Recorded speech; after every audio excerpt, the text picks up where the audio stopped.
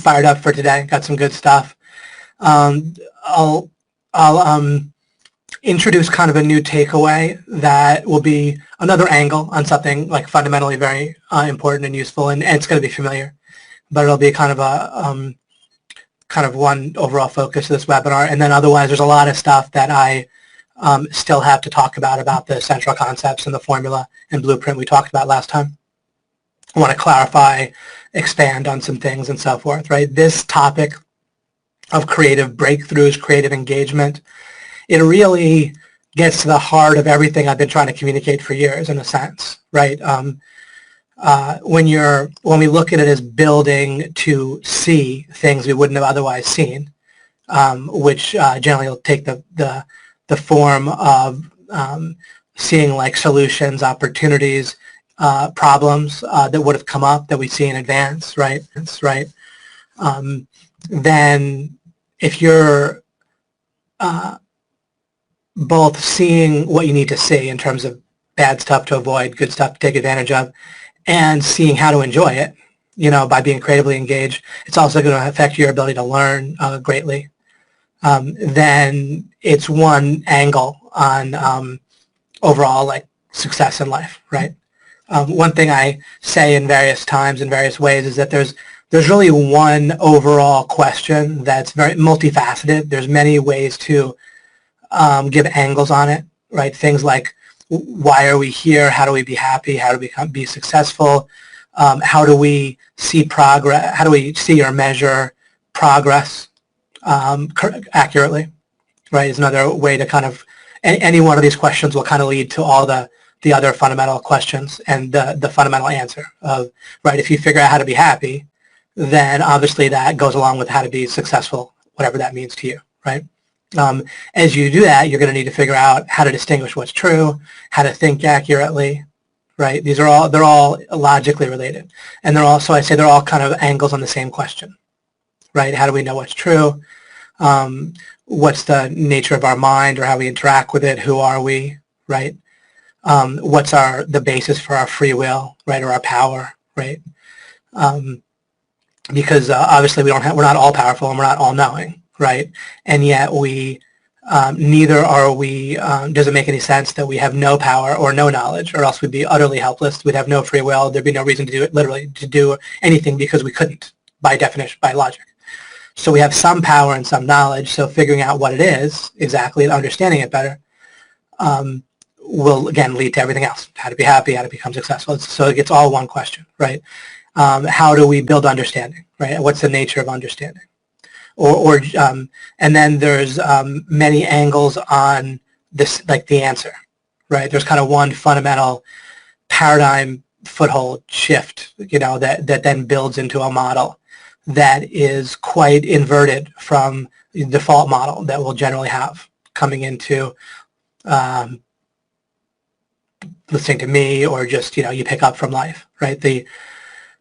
And so one of the one example of an angle on the answer has to do with the fact that you can pretty much realize that you can know how to make progress in life by knowing to seek understanding regarding whatever you're doing, right? Including realizing to go meta with that, by which I mean like if you think something's important and you're trying to understand about it, like search engine optimization, then you can also think about whether that's actually important, right? And probably you can come to the conclusion, yes, of course, it's kind of a bad example. But anyhow, one quick second, I have a book outside my window that's kind of reflecting light and a little bit distracting me.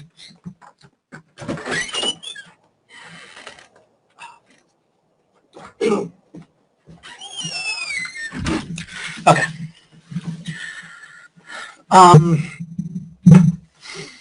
So another angle on the question and answer has to do with what we might call sight, or not really exactly perception, but it's related to that.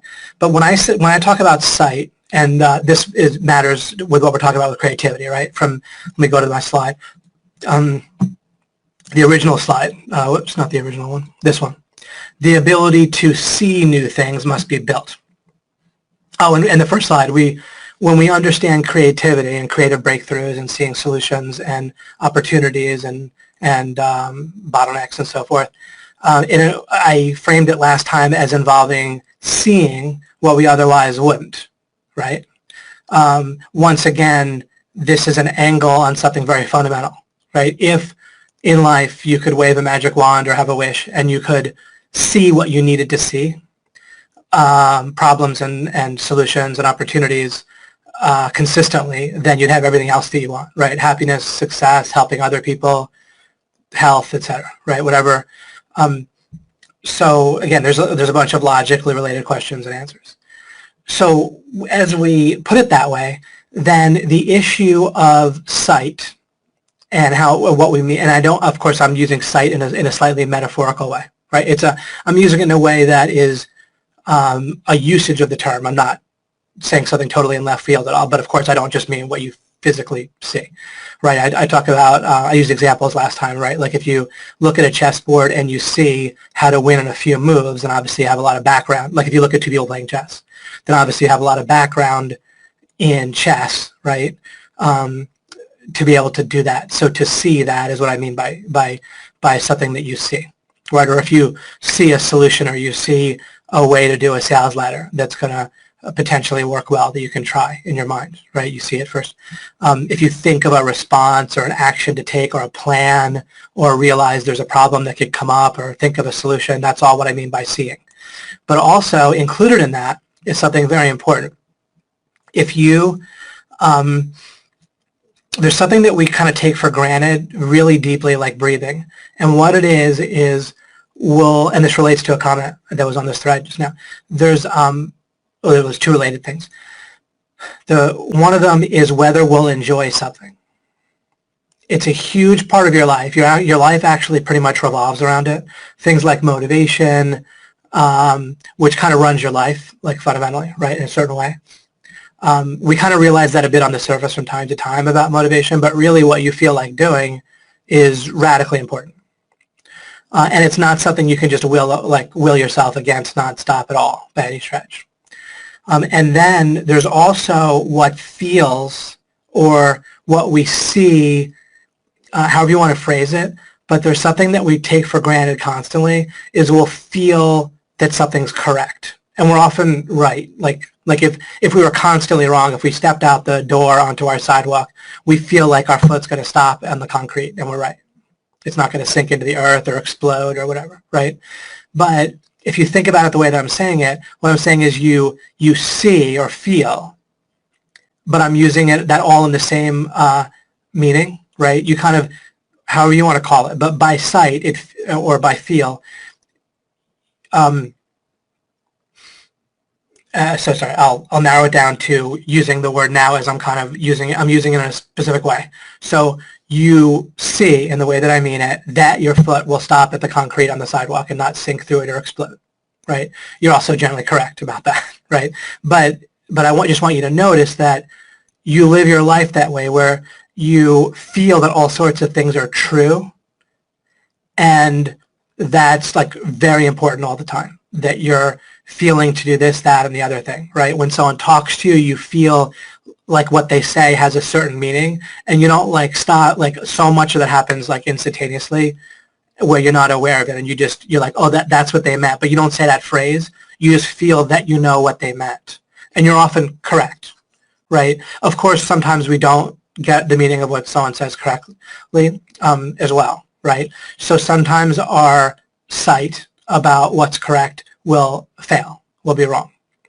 But for now, that's going to be very important, that it will be wrong sometimes. But for now, I first just want to get really solid together here with what I mean by sight for a moment, because it's going to be really important to build on. Let me see if I have a slide here. Nope, that's from Mike Broadwell.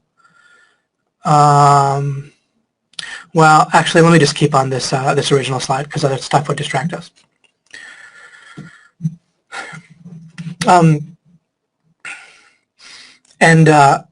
we're going to get to with this is there's another principle where there's an idea. I use the word consistently, but there's an idea of default like what happens by default, like the default setting in some cases, but in this case, like in terms of how you operate, right, in the world. There's certain things that I gave an example of default when I pointed out to you that your mind has to actually ignore most all of the potential information coming into it, right? Like if you walk into a party, there's actually a shocking amount of things you could potentially notice, including in your mind, right? Like someone could see sales opportunities or networking opportunities. Someone could see shoes. Someone could see potential friends. Someone could see that could imagine that what people are thinking of them and judging them. People could think about who's attractive, right? Or but you just go on and on and on, right? With whether jeans are in season or in fashion, right? Or whatever, they're always in fashion, but whatever, certain slacks or a blouse. So there's actually a shocking list if we stopped and tried to come up with it of all the different things that could potentially be noticed or thought about if you walk into a room with people, right? And of course that's true in any situation, even if you're just sitting alone in a room in a chair. If we try to come up with a list of things someone could potentially be noticing while they're sitting in a chair, once we included the stuff they could be thinking about from their past, their planning for the future, worries, different people in their lives, what they said, what they think, what's coming up, right? Then once again, the potential list of what you could be, what your mind could be noticing is basically limitless. So that means that by default, your mind ignores or treats as unimportant virtually all the different things that you could potentially be thinking about, right? It's critically important to, like, the question of what's going on by default is a very important thing to pay attention to, and it's also in practice. It's when it comes to things regarding the mind, people do not take into account default properly in very important ways, and I'll show you one or more, a couple, probably multiple ways today. By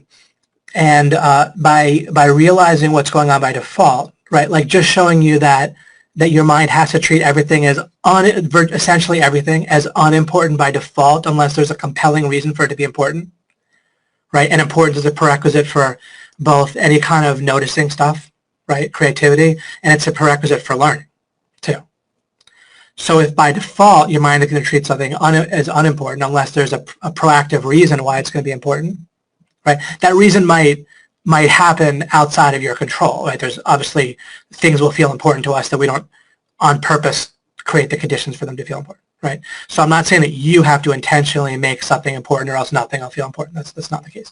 What I'm saying is since there's a virtually unlimited number of things your mind can notice, then there has to be a compelling reason why something is treated as important to your mind. That reason might be imposed on you, in essence, or on it by the environment and its current programming and so forth. But realizing that the default is things are generally unimportant unless there's a reason comes into play big time. A person, how some people, this is dramatized sometimes in shows, sometimes people get the idea that that they're invisible to other people, that people don't care about them. Well, that's because by default, right, like what that is a particularly ridiculous way of looking at something that has to be true and not because people don't care, right? What's actually true is that, again, basically everything is unimportant to us by default, but it has to be because it's just unlimited, right? Even just regarding people, there's 6 billion people or plus in the world, right? Maybe close to 7 billion now, I don't know. But obviously, based on our ability to focus and so forth, we can't treat them all as very important, right? Or even more than a few, generally. People as particularly important, and then however many is like somewhat important, right? Of course, anyone that comes right into your environment and obviously needs help, and you're the only one to do it, that's a different story. Then there's a compelling reason. But some people, they can get it in their head, right? Oh, I'm invisible to people. Well, yeah, you're invisible in general. Most everything's invisible to everyone. but that's a wrong-minded way of looking at it, right? Instead, the question is, how do I become visible, right? Once we phrase it that way, now we're obviously asking a question that is important with business, right? I often see people that are relatively amateurish. I don't mean that word condescendingly. We all start out amateurish, and in business probably remain that way for years, right, at least, and remain that way for decades with some aspects of business probably. But it's an easy thing to screw up and to basically feel like getting people's attention or appearing important is pretty easy. You know, I'll just, you know, place ads or show up at a networking meeting or whatever, or send an email out, right? Or even OMG, right? If we send an email out, by default for most people, like it's not like inherently super important, right? And we can't just say, here's a link, buy this, and people just buy it in droves, right? You have to create a compelling reason why something's, you know, important. So that's more of an example of this idea of default. It's something I've wanted to express, and I've expressed to some degree, but the meta idea of what the default situation is with a number of things is very important to pay attention to. Another really important thing that we're going to get to, that it's part of this webinar anyway, is the degree to which we control our mind, which also serves as an important metaphor for us for judging others, how much control they have over their minds, also serves as an important metaphor for how to influence other people. So the degree to which you control your own mind, people get the default amount of control that you have over your mind pretty wildly wrong. Like the model that we have for whether we should and how we go about controlling our minds is generally pretty far off for people. And it's so central to our lives. Again, even if we don't think about that concept, the application of that part of our theory of mind plays a part in so much of what we do with ourselves and how we respond to others, how we try to influence others, how we expect others to perform in business and in relationships. People get confused all the time. Like there's nonstop confused about how much and the nature that people have of controlling their own minds. So by getting the default understanding of that right as well, becomes important. Now that I've talked about defaults a little bit, that was a subset of me talking about sight still. All right. So, and this gets close to the overall thing that we'll be developing as a takeaway from this particular webinar.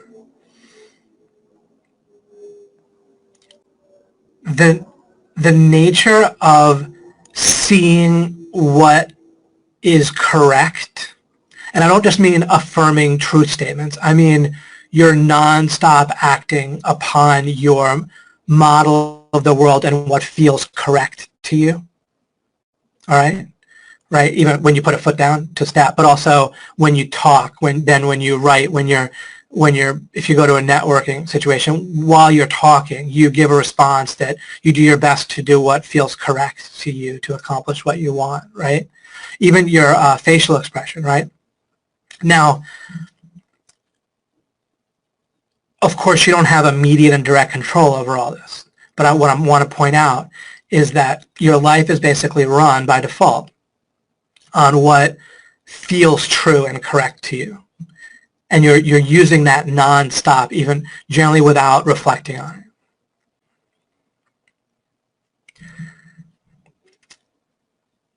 it. Normally, people have a model of the mind where it goes something like this. It's like you basically have control over your mind. Ideally, the ideal person would have like full control over their mind, where you would kind of decide what to say before saying it. You would motivate yourself when you want. You would use willpower in various ways. You basically kind of decide how to feel and how you're to respond and all kinds of, and so forth. What your mindset is and so forth. What was I saying here? The kind of the default model or the typical model of the mind is like that, and then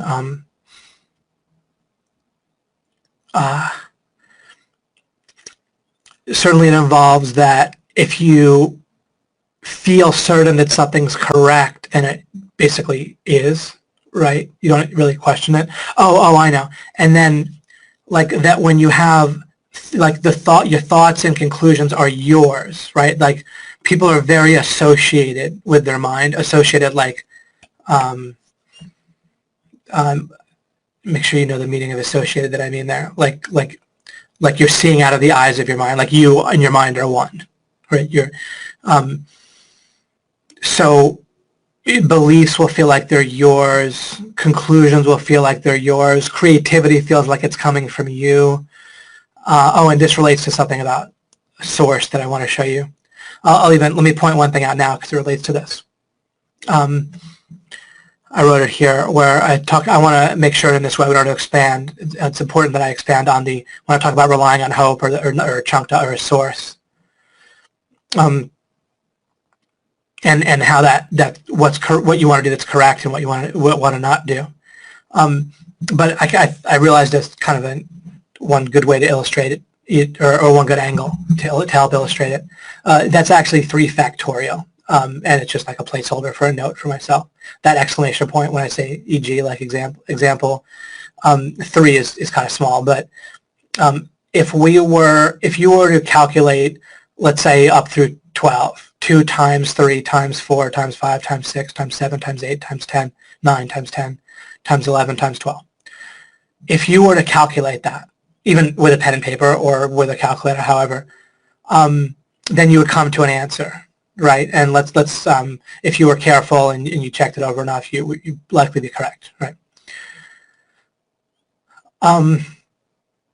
To do that problem, that math problem, do you tap into a source? Was that answer lying deep within you and your true self? Like, are you drawing the answer out of yourself? Is there deep inner wisdom within yourself that you are tapping into? Were you tapping into the universe? Right? No. Right? Like, no, and yet, like not really, right? Not in a way where we need to add that crap, right? I'm not even saying there's no such thing as that, but relying on it, what I'm showing you is a certain phenomenon that definitely exists, right? Like there's definitely such a thing, for sure, as multiplying those numbers out for yourself and arriving at an answer that you didn't know ahead of time. You didn't rely on somebody else, but it wasn't like you tapped into your like inner potential, but in another way you did tap into your real potential. Your real definite potential is to be able to actually do the math. And when you build, and you built in the way that I mean building, right? You multiply 2 times 3 and you get 6, right? Then you multiply 6 times 4, you get 24, right? And on and on. That's one example of what I mean by building. And as you build, you're able to then do the next multiplication, right? So you're able to see more. And that's a great example of where if you just try to tap into your inner potential or just like ask yourself and then take a shower and have an insight and not check it and just feel enthusiastic, right? That's not the same thing as actually building, do you see? And so when I say don't rely on a source, you could certainly listen to your mind. Right, you build and then your mind's going to give you ideas and brainstorms, and you definitely should pause and reflect and give your mind some time to just or notice the ideas your mind is giving you.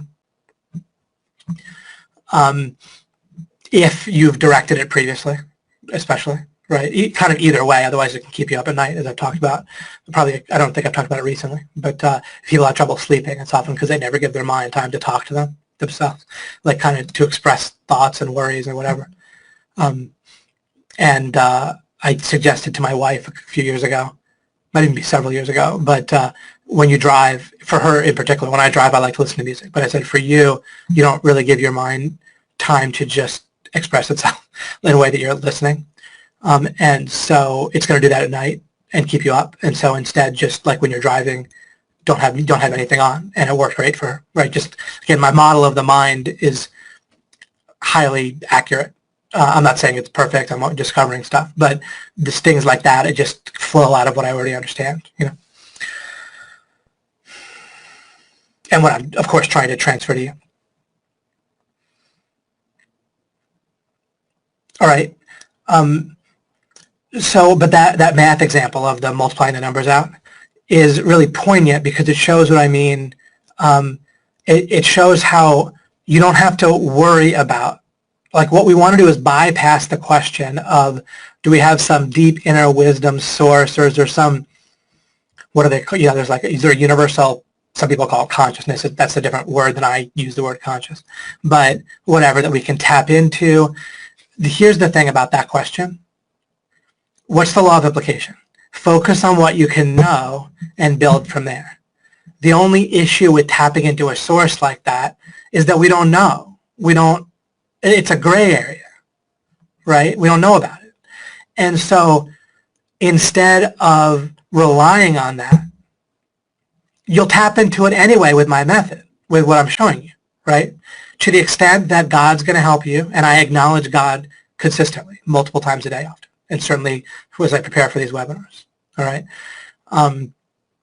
Pray to God for wisdom, for God's will to be done. I also just acknowledge God and so forth, and ask for, whatever help for preparing and not even just for webinars, but just as I go about my discovering and seeking understanding and everything.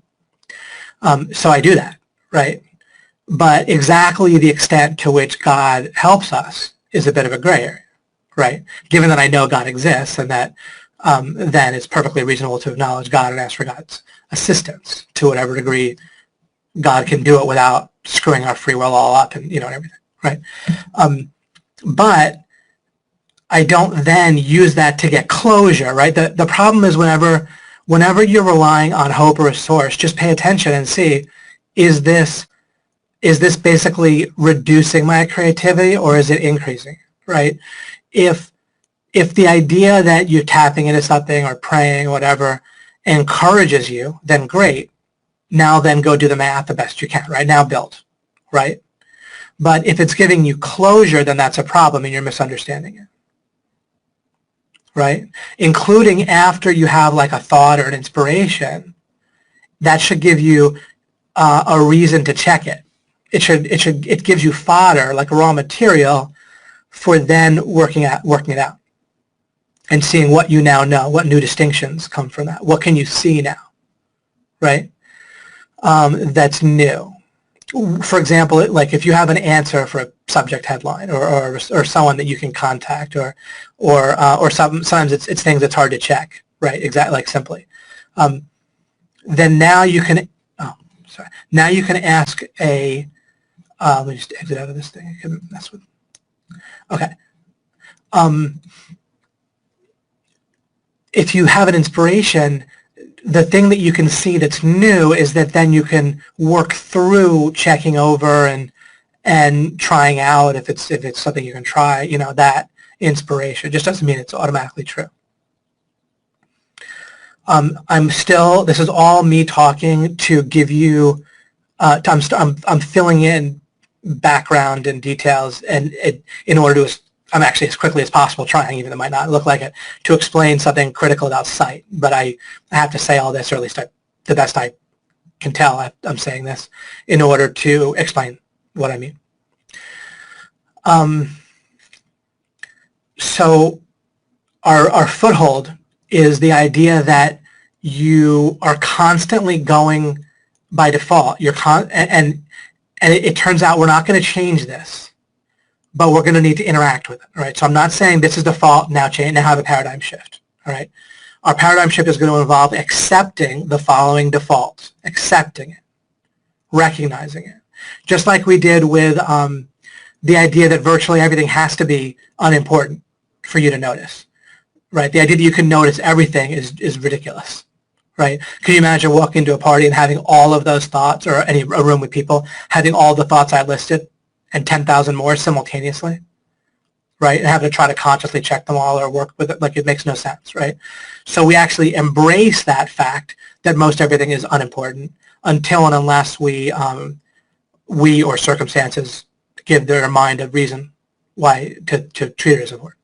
So similarly, what I'm talking about now about sight and how we rely on it, we're going to need to embrace it as default But then when we realize that, we're going to realize we do need to do something that if we didn't realize specifically, consciously, and so forth, that if we didn't build into our model, both consciously and then integrated in our mind, if we don't build into our model the correct model, where of how we use sight, including how we feel about what's true, if we don't have that right, we're not going to naturally come to the right conclusions about how to interact with that, how to operate otherwise, in addition to that. So again, I'm not going to try to tell you to change this. I'm going to tell you to embrace it, and then we're going to use that as a logical principle and say, well, what do we do then next to take advantage of this, to interact properly with this correct understanding? So again, the principle here, and I sort of have it written, but I don't want to go to a slide with some other stuff. So I'll go to that in a minute, but let me just state it. The principle is that what you feel like is true, which I also mean sight, right? What you see, in the sense of that see also means feeling right now. What you see/feel, which is like one whole thing, is correct. You are going to, by default, think and act on that. Another way to put that is you have a mental model of the world, right? And you also have a model that like a part of that model that's currently activated and being used right now, right? Just kind of depends. Because people can have contradictions in their model, because it actually gets kind of built from the outside and never all the way to the in and integrated. But you have a model for the world, and part of that model is being kind of currently activated and used for your mind to give you a conclusion about what's correct in the situation, what's going on, how to respond, and so forth. This all happens kind of below the level of what you're fully aware of generally, right? Or most of it does. Most or all of it does. You act on that model, and you have to act on that model. There's no choice. And by realizing that specifically and embracing it and not feeling normally what people do, that's happening for everyone. That's the default for everyone.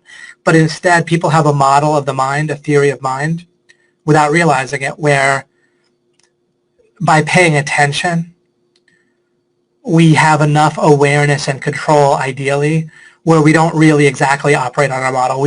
There's our model, like there's kind of our understanding of like our, they don't even think of it quite that way, but there's basically what we know, right? Like our knowledge, our memories and stuff. And then, especially if we're paying attention, we really choose what to do in the moment. We choose what to believe, people will say, right? We'll act as if we choose what to think, what to feel, right, and so forth. What I'm telling you is something different, and very, very importantly different, that you will operate on what sight tells you is true, your sight essentially based on your mental model of the world in that situation. You will act and think based on it. And it's important here to understand that what I'm saying is beyond your control. You will operate on that. And you might say, well, David, what you're saying, I don't have free will. It seems like you're diminishing my sense of power. I feel weak, You get a fake pseudo power that's actually denies and blocks your real ability by looking at the world the way people normally do. Normally people, they associate with their mind if we for a minute equate your mind with your mental model, then your mental model dictates, it has the power. It dictates what's going to seem true and therefore what you're going to do. All right? Or what your body and mind is going to do, and then you feel like that's you, right? Whatever.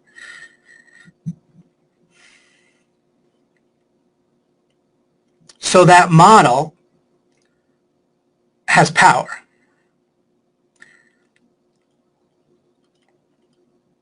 But the model is just a model. It's a mechanism. In one sense of speaking, it's correct that it has power. It dictates everything you do by default. But it doesn't have awareness. It doesn't have willpower. It isn't you. It's just a mechanism. It's a model. So in one way of speaking, it has power. In another way of speaking, it has no power. It's just a model. What people do is they identify with their own mind, which means they identify with their own model. Right? That's why people feel attacked if you attack their beliefs, right? For example. That's why people say, oh, I thought of this. I'm so smart, right? Whatever. They're identified with their model, all right?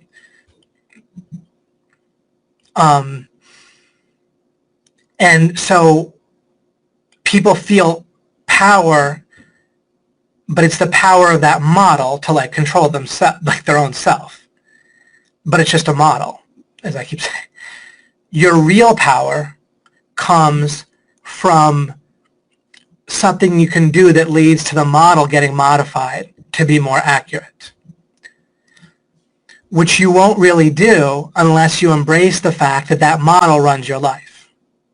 That model dictates what you see and feel is true, and what you see and feel is true necessarily dictates your life and what you do in the moment and so forth. And there's no changing that. I'll try to further explain that so you get it. Until and unless you get to the point where you realize there's no changing this, where you stop trying to get a false, there's no foothold for power within identifying with the model fundamentally. But that's what people do. And so they make themselves powerless. Oh, it's like people, here's a great, interesting illustration.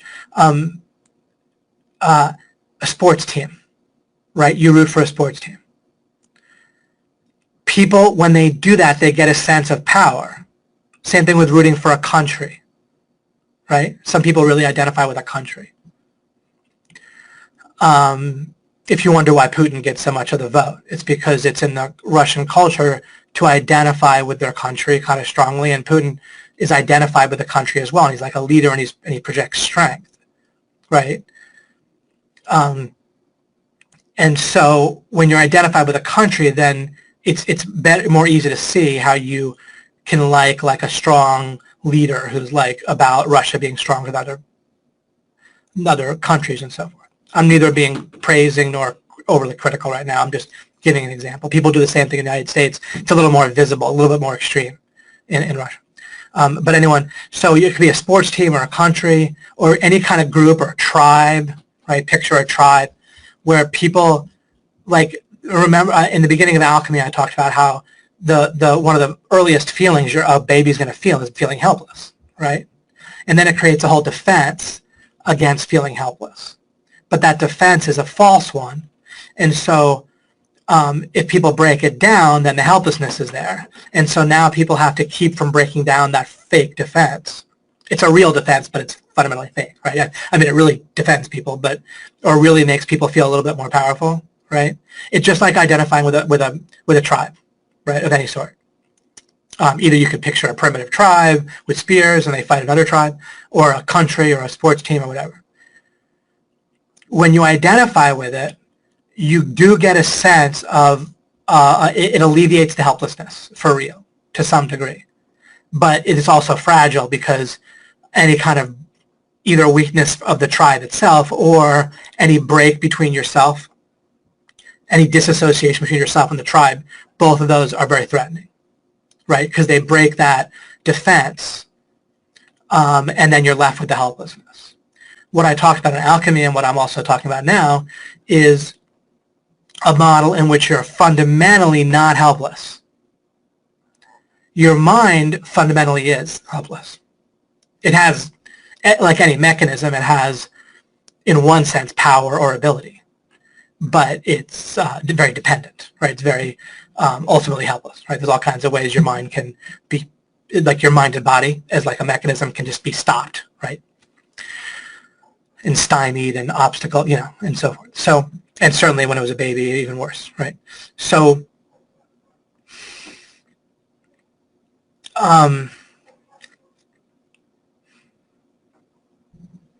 so there's this false identification that provides a defense against this fundamental feeling of helplessness, but it adds a new level of vulnerability, and it's basically wrong. It's basically incorrect, just like identifying with a tribe is fundamentally wrong. You're not a tribe, you're not your sports team. But you can easily imagine how someone gets really involved emotionally with their sports team. When their sports team wins, they feel more powerful, right? And so forth. Well, again, we actually do the exact same wrong thing with our minds ourselves.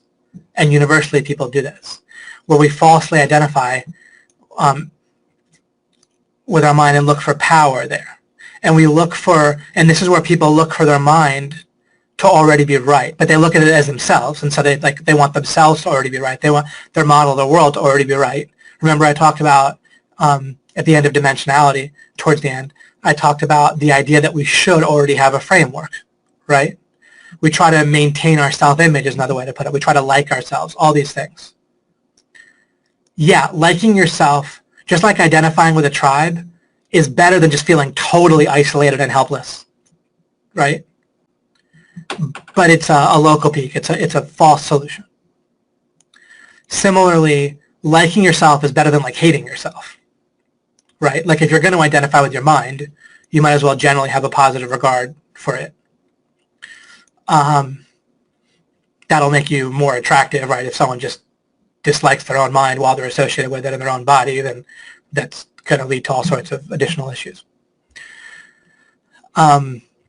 But way better is to understand your mind as a mechanism where none of it's you, and then from that flows what feels true, what you see as true, as real, both visually, both in the physical world, and then also what you see mentally, which is a whole lot, right? Like again, the example of the party or the example of looking at people playing chess, you don't just see the physical world if you see how to checkmate the person, or if you don't see that they're playing chess at all because you've never heard of chess really. You just see that they're playing some game maybe, or they're doing something on a board, right, or on a table.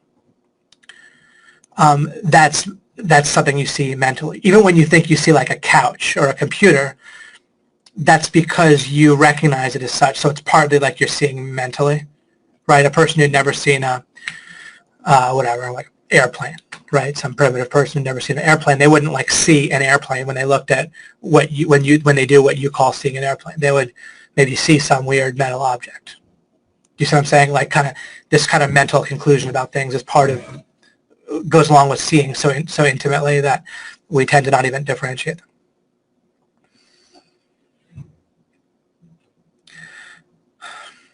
All right, so this all comes down to a certain premise. It's like a principle, like when I gave you those two principles with creativity right here that I talked about last webinar. If we add the premise that, maybe let's write it right here on this slide. I'll put 3. And I'll write something down. Oops, I'll write it down for you. And let's say that, I think I had this written on a different slide, but I'll just put it here. By default, we act on what we see is true. By now, hopefully, we have a sense, you have a sense of what I mean by see here. I've given a whole bunch of examples. And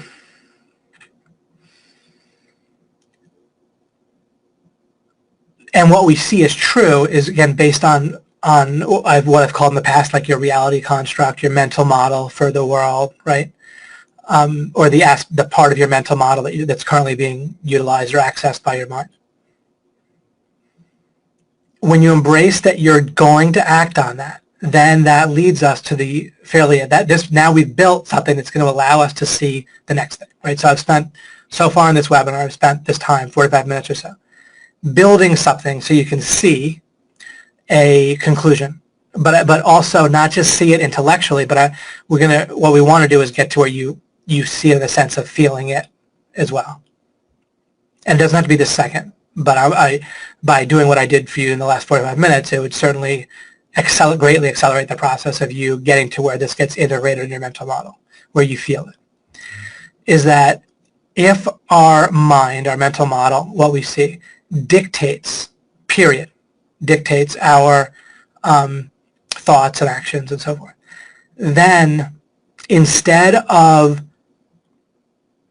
like doubling down on identifying with it and generally people double down on it. They identify with it. Instead, what you want to do is figure out what it is. You must be able to do something additional, or else you have no free will, no power. Right? That's that's one conclusion that we can. You see what I'm saying? You see, as long as people find their power within identifying with their mind, just like identifying with a tribe, they don't look for their real power. So it serves as a block to you. Right? Just like if someone identifies with a tribe, they don't find their individual, just on a simple mundane level, right? Okay, for a moment, something that should be easy to understand, right? If someone identifies too much with the tribe, they don't take individual responsibility. They don't shine as an individual as they could in many cases, right? So that's a bit of a parallel, right, to what I'm saying. By identifying with your mind and by seeking power via what your mind kind of already does, by reinforcing and liking your mental model and your body that's attached to it and so forth. Like if you can lift more weight, you know, people feel more powerful, right? Their body is more powerful. But there's a different type of power that you're going to be blocked from seeing because you haven't built this understanding to see it. Once you see that your power can't possibly lie in like doubling down on your model that dictates how your body acts, what your mind thinks, what you say, and what your body says, you know, your mouth says and what you do and so forth, how you interpret things, how your mind interprets things and gives to you, right, however you want to say it, then you have to look somewhere else if you have any power, which you must. Right? Everything's meaningless if you have no power. Right? There's no reason, you literally can't do anything fundamentally, right? Even if you think you are. But you do have power. So your power is going to, now there's another premise that I'll write underneath this that we can maybe discover or see. It's kind of, it's pretty obvious, but it goes with it. Once we don't look for it, it's obvious. Let me ask you this. Does what we see and feel give us, like by default, does our model give us everything we need? Are we totally happy, successful? Do we see the idea of winning for everyone? Is everyone else won already where they're good, right? No, right? So there's a deficiency within our current model, right? It doesn't see enough or accurately, including a very important thing is one of the things we take for granted, I think I might have started to say this and interrupted myself earlier in the webinar. One of the fascinating things that people totally take for granted, what's fascinating that we take it for granted when we realize we don't have to, and that is one of the things that it's what we are going to enjoy. If you look at how you yourself probably think, and then you look at others, they treat as one and the same what they see about whether they're going to enjoy like a task or an activity or a food. They see something in advance, right? You're constant, and you actually dictate your life around this and the fear of having to do stuff you don't enjoy, right? It really runs our lives, like being afraid of having to do stuff we don't want to do. So we treat it, this might hit you, as how there's no space, there should be. There's no space between seeing something as true and agreeing or knowing for real that it's true. So when somebody feels for sure that they won't enjoy something, then they just say they won't enjoy it as if it's 100% true and necessary and written in stone and, you know, divine mandate. Right? I don't like this food. I don't want to do that task. Oh crap, if this happens, I have to do that. And then when they say it, they're implying, they mean, I don't want to do that. But it's in the future. even if you say I don't enjoy what I'm doing right now, what you're doing right now, that inherently doesn't make sense because or what you're implying is that you don't enjoy what you're doing, including a few minutes from now, right? If someone's in the middle of performing some task, they're saying, I don't like this task, then implicit within that meaning, in just the way language works and the way we mean, it means I don't enjoy it in 5 seconds as well, right? But that doesn't exist. So they're seeing whether they're going to enjoy something, but they don't see the actuality of it. They just see a mental projection, right? Like a conclusion from their mind about whether they're going to enjoy it. And they treat that as absolutely true, necessary, real. But it's just a sight. It's just a conclusion about something that literally doesn't exist, right? Like the future doesn't yet, it doesn't exist yet, so to speak, right? I just mean that very simply and obviously. Nothing deep there. The future doesn't exist yet. It exists as a concept, but the actuality of it doesn't exist. So, but we take for granted all the time that we can actually see it, the future, because we say I don't enjoy this, meaning, or that we do enjoy something. That we can be correct. It can overlap with what happens to unfold, but of course it can also be a self-fulfilling prophecy and so forth, right? So just because something overlaps doesn't mean it had to be true when we thought it, and plus it can fail. And if we realize that what we see and feel is true, it isn't necessarily true, all of a sudden that creates a mental space, so to speak, a new opening for us to potentially enjoy things that we might have otherwise been closed off to, which allows us to creatively engage with the idea of enjoying, which means we might be able to see how to enjoy something that we previously didn't see. So that's an example, the idea of seeing what we enjoy. And imagine if you weren't so rigid about if you had more power over what you could enjoy by somehow being able to act upon your mental model for what you enjoy rather than be imprisoned by it, right? When people identify with their mental model, they're actually, they can maneuver, but only, like, in a sense, within the box, like within certain boundaries. When you don't identify with your mental model, then you can lose some of the maneuvering in the moment, but you can immerse yourself back in your mind whenever you need to. So you can maneuver when you need to. But it's like if your car breaks down, right? It's like a car.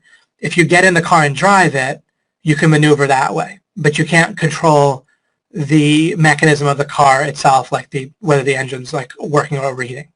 To do that, you have to stop the car, get out, not identify with the car. You know how we can be driving and really feel far from again, right? We can feel like kind of we're like the car, not totally, right? But you understand what I mean. Like you get kind of into it, and you can maneuver the car well by getting into that. You're associated with the car, and that's useful until it's not. By default, we're going to be associated with our mind or our mental model. And that's okay, just like driving a car. I've used this illustration before in the past. But there's various times we need to, of course, disassociate from our car when we get to our destination, when we need to get it checked up or maintained, and of course if it breaks down, right? And whatever other reasons we need to disassociate from our car. Even if someone's talking to us, right, and saying something important, we might need to focus a bit on what they're saying, which cars can't talk to people, and so we aren't associated with a car in the same way.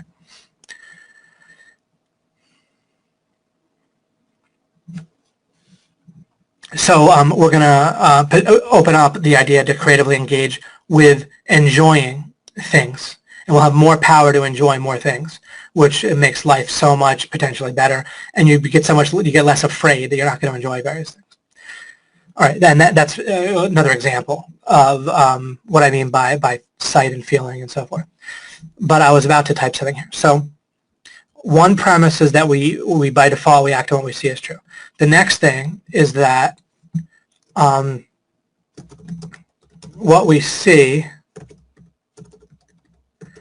is not always, I'll just say ideal, okay?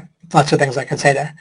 I could say correct, but I also mean there's more than just correct, right? When we talk about creative breakthroughs and seeing opportunities and solutions, it's not about just seeing, not seeing false ideas, but we want to have new breakthroughs. We want to see new stuff that we wouldn't have otherwise seen. So there's seeing what's correct, and there's also building to see new things and so forth.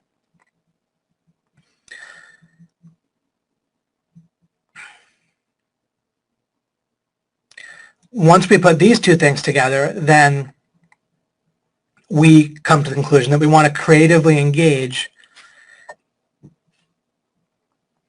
with, which means a lot of what I've talked about here is to get rid of closure, right? Closure is really, in practice, it's one of the biggest things people do to screw up their creativity, their ability to see all kinds of stuff that can help their lives, right, is closure.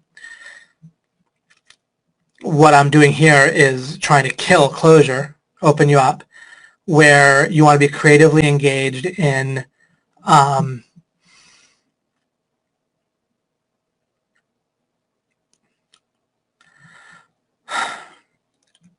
people.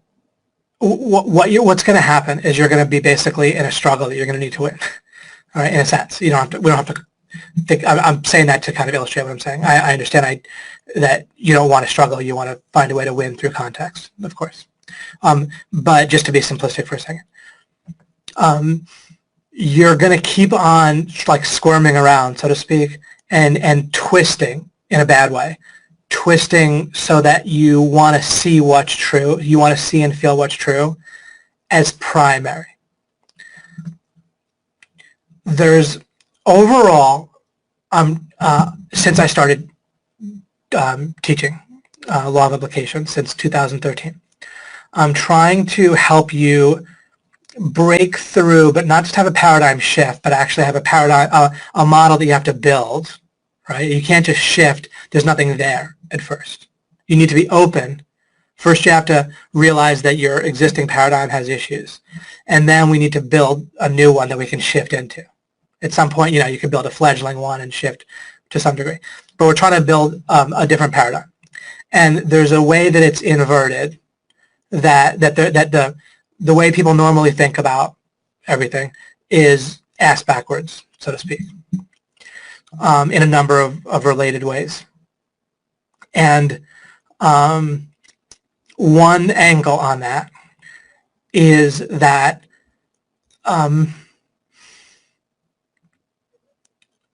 people treat sight as having like primacy, and I'll explain what I mean.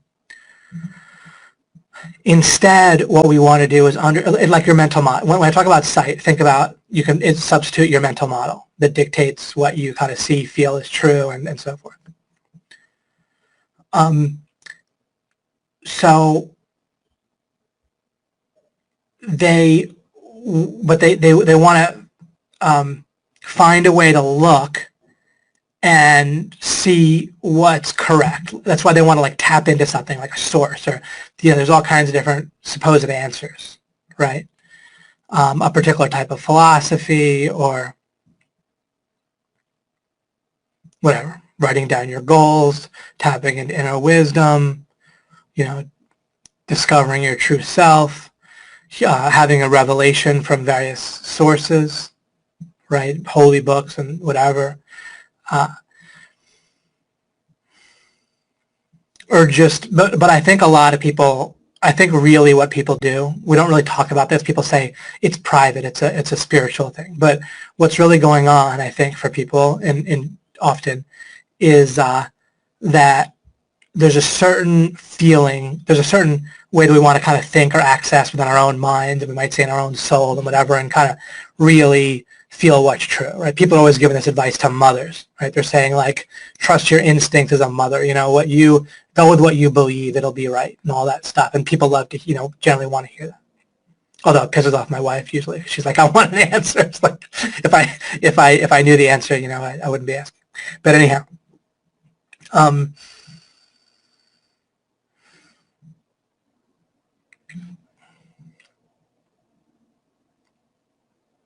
just kind of reorienting myself here for a second.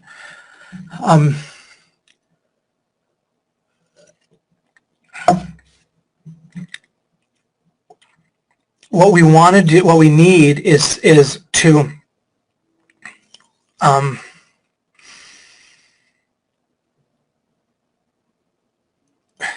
you just like you'll see after you build, you'll get the result after you make actual progress, right? To win,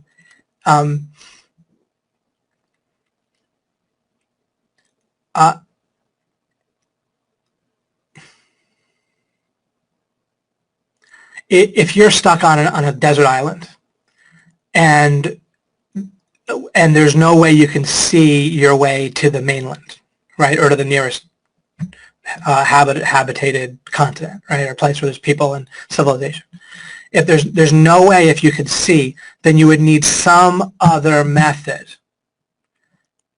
to make a boat and then get there, right? Or let's say you even have a boat, right? But to get there, you can't rely on a certain type of site.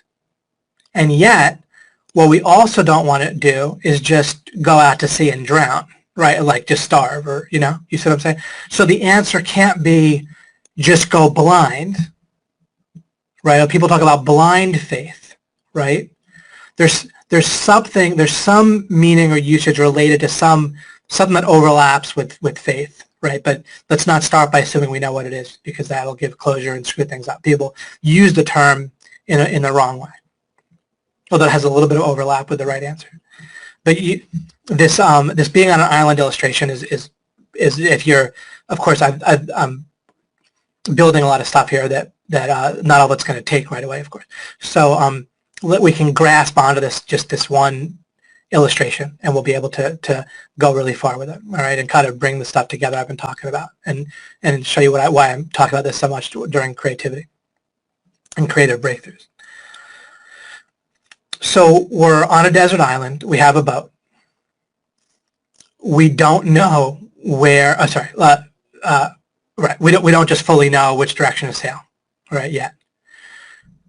We can't go by sight. I know I'm repeating myself. I'm just kind of reiterating this today and making sure we have it together. And I'm kind of by saying it, I'm getting it in my own mind too. We can't get to civilization by sight, but it also is not the correct answer to just set out blind, or else we'll starve to death, or thirst to death, right? Dehydrate, die of thirst. So there's only one answer. We don't know the answer to the answer yet. There's only one question, we could say, is a good way to put it. And this illustrates the real thing that we need to do in life, right? And it'll very, very critical for creativity. It's going to allow us to see creativity in a new way, or an additional way. What we need is some way that isn't sight, and it's not blind, right? So in this case, with the boat and civilization, of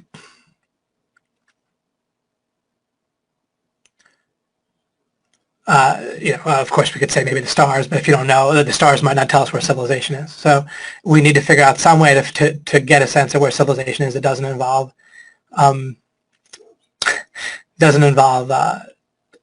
seeing the land and just rowing to it or sailing to it, and doesn't involve going blind. Now, one thing we could say is, look, at least if I go in a straight line, and if I'm definitely going to, not to be a little bit morbid, but if I'm going to die here on this island, then maybe at least I'm going to set off in a particular direction. I'll find a way to practice a little bit before I leave the island, following the stars, so I'm going in a straight line, not in a circle.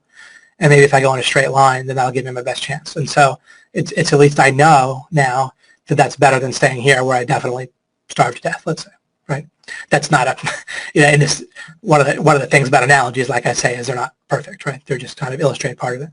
In real life, there is definitely a good answer, where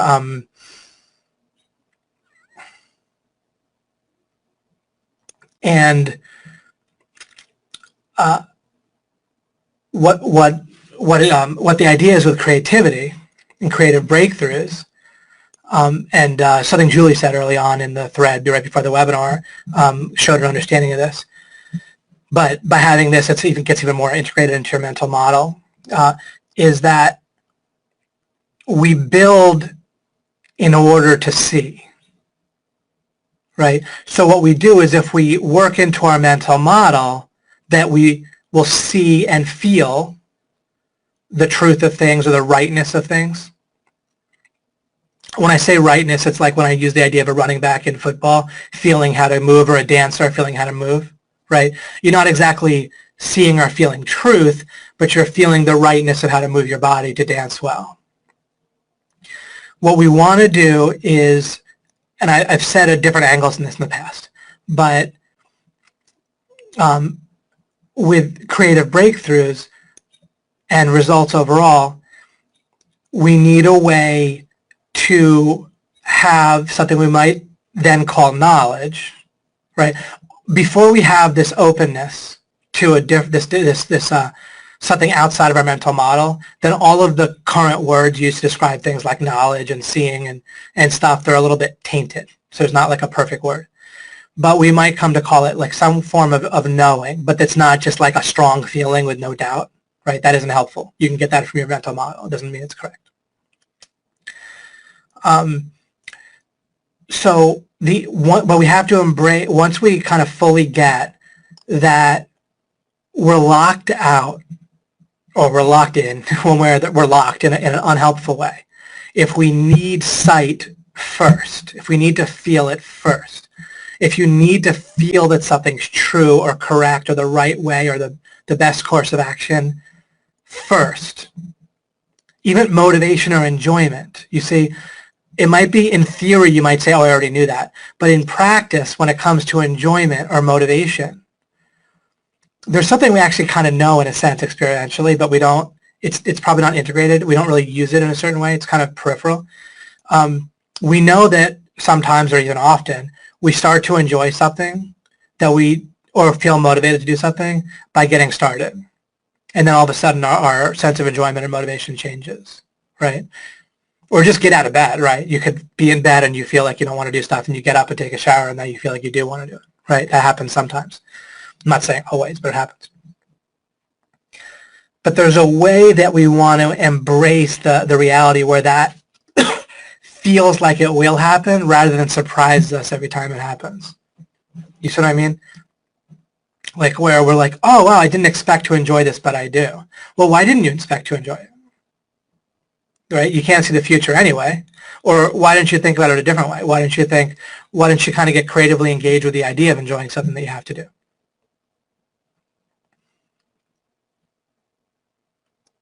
You know, with food, you probably know this to a lesser or greater degree. And I think with kids, they're particularly, I think it's something that we at least get slightly better at as we become adults, but we're still not that good at it typically. If you, the kind of key to enjoying a new food or something like that, or a new drink, right, is what? That you don't like have in your mind how it should taste prior to tasting it, right? You kind of approach the food or the new drink creatively, right, where you're kind of open.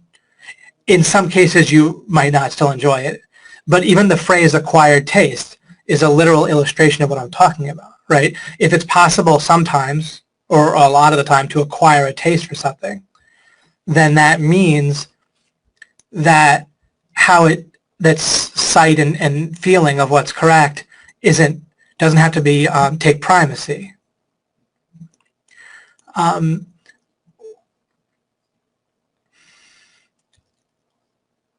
I think people kind of have little glimpses of this in their lives where they discover in a small area of life or a small instance. Everyone's done this, right? Probably to some degree is where we kind of have these little discoveries in life of where we grew to like something or to even get good at something or whatever. But there's a way that it almost like isn't how we feel about the next thing, despite the fact that we sometimes take advantage of this kind of naturally, right? But what I mean is that, you know, where we build to figure something out, or build to enjoy something, or build to be motivated for something. we'll even, people will give each other advice, oh, you'll grow to like it, or you'll get more used to it, or whatever. But we still don't feel it, right? Like the next time it comes up a lot, in a lot of cases.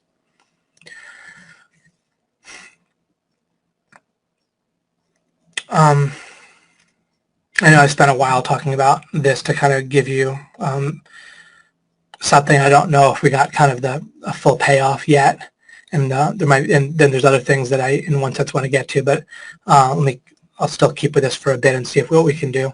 And I'll go to the comments in a moment too. There's something here that's just critically important. It's fundamental to what I've been trying to show you always, that as it gets more integrated for you, it'll give you like everything. And I'll just give myself a little bit more and see if anything, what else comes to mind here. Let me see what else I wrote about this here. So this relates to both 1 and 2 are pretty related here. The not relying, 1 and 3, not relying on a hope or a source, right? So I think the real meaning of faith is what I'm talking about, is where, but it gets twisted in, again, there's two, this is probably a good way to explain it, re-explain it, is there's two wrong roads, and by avoiding those, that is how you see what's correct. That is how you do the correct part of faith, or the correct way to do creativity and building, okay? The two wrong roads are blind faith, so to speak, going blind. Now you can try something at random in order to build understanding. That can be okay, okay? But you don't blindly like get closure. You don't like say, well, this is correct. I just, like when people talk about blind faith, they don't talk about poking around. They mean, no, I'm closed off, right? I believe this. I don't need a reason. A lot of people think that's what faith is they believe something for no reason or without a sufficient reason or total knowledge. That's just stupidity, literally. And I'm comfortable saying that. That's absolutely wrong. That's closure. Why would you look at gray and just declare that it's black or white or both? That's the height of insanity. That's fabricated certainty. It's the fundamental block in life. That's why I call it, I'll use a word like stupid. Okay? So premature closure, it's all the same thing, right? So we don't want blind faith, but we also don't want to rely on sight. Now, again, this distinction is critical because I know this would be the source of confusion. You do rely on sight by default always. When you embrace that, then you need to find a way, like a wedge, where you're not relying on sight in some way, shape, or form in order to fix and properly fix and properly build good stuff onto your mental model. So you rely on your mental model. It's easy to see with a car, right? Suppose that you rely on your car. But if you rely on your car, what do you want to do? You want to disassociate with your car in order to build it better. You fix it and make it better, right? If your car was like your life for some reason, if you're a race car driver, right? Then you rely on your car. It's the only thing you can use to win a race, let's say, right? And to race cars. So what do you do, though? Obviously, you rely on it in one sense, but you also rely on it, but because you rely on it, you embrace how important it is, and it's the only way you can go on that racetrack and zoom and win the race is your car. Ironically, by embracing it properly that way, as opposed to thinking that it's you. Like imagine if you associate with your car like people do with their minds, and you think that that you never can step outside of your car in order to make it better or fix it, then you think you can just with willpower and your own awesomeness make your car go faster and not break and not have problems. And if someone suggests that you can improve on your car or fix it, you get insulted. How good a race car driver would you be? You would suck, right? You would probably die, right? Right? Because at some point your car would fail you, right? Or at least it would just break down, everything would get screwed up. And then the way people act with their minds is they get even more defensive, typically. You see? So by embracing your model in one way, you realize that you need to not use it. You need to disassociate from it in some way in order to build it up better and fix it. And you use your mind in one sense, but you don't use closure from your mind. Your mind is trying to give you closure. Your mind is trying to turn gray into seeming black and white constantly, literally all the time.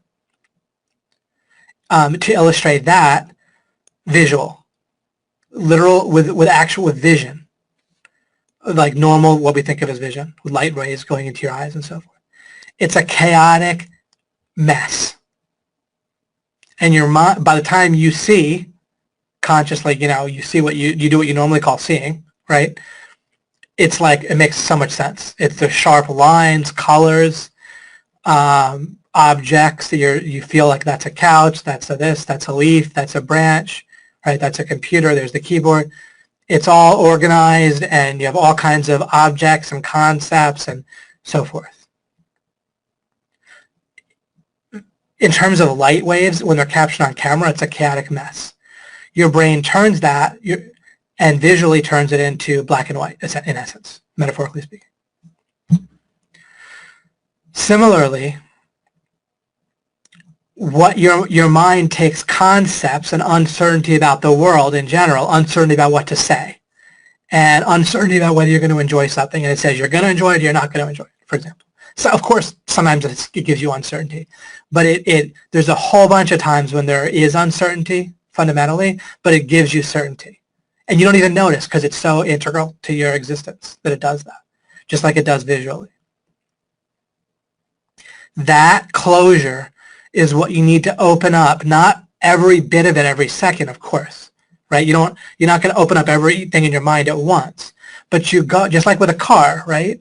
If you have a mechanic, if there's 10 things wrong with your car, he doesn't fix them all at once. He might fix them in one setting or not, but he goes one by one and he fixes each issue, or she fixes each thing individually, right? So, or if they're installing new good stuff into your car, new turbo mechanism and so forth, you might install one thing at a time, whatever, right? Or make one modification at a time. But you go thing by thing and either adding or fixing issues. So for that, you can't rely on what feels absolutely correct, because that's exactly what you're fixing, right? It'd be like saying, wait, I'm going to rely on my existing engine. I want it to be the exact same thing with no additions or subtractions. And I want you to make it better, or I want you to add a turbo, but you can't do that. So in order to improve our mental model, we need to be able to look at something, feel absolutely certain about it, and still fix it. You don't need to feel uncertain about it, and you don't need to feel that the new thing is right and integrated. Integration and feeling will come later.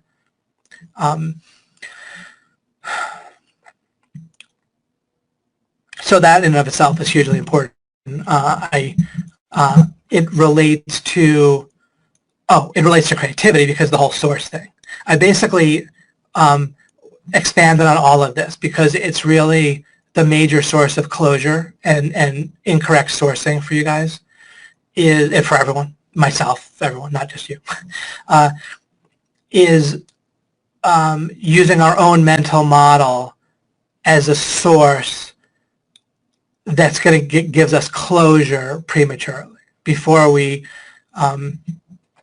get it correct or get the real right answer or get the real win.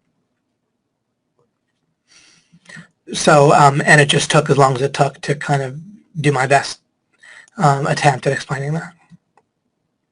Let me see if there's any related things before I go. That's something from Mike that I'll show you.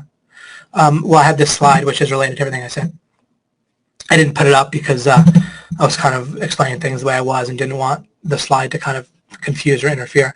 But I'll just kind of go through this and see if it says anything additional or if it just kind of puts words to some of what I was saying. I wrote, you don't control your mind all that much, a lot like your body.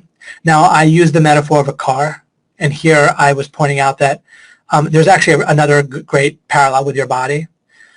Suppose that, so people get this correct with their body, ironically, and incorrect with their mind, and so it'll help you to see what you do wrong or what people do wrong with and why it's a problem to think that you control your mind more than you do.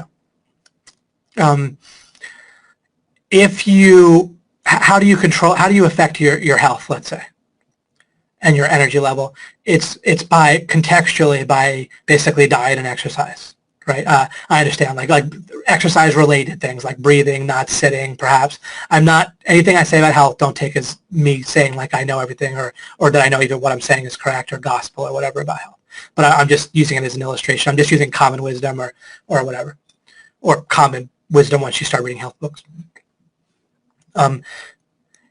But don't take it overly seriously that way. But as an illustration about your mind, take that seriously.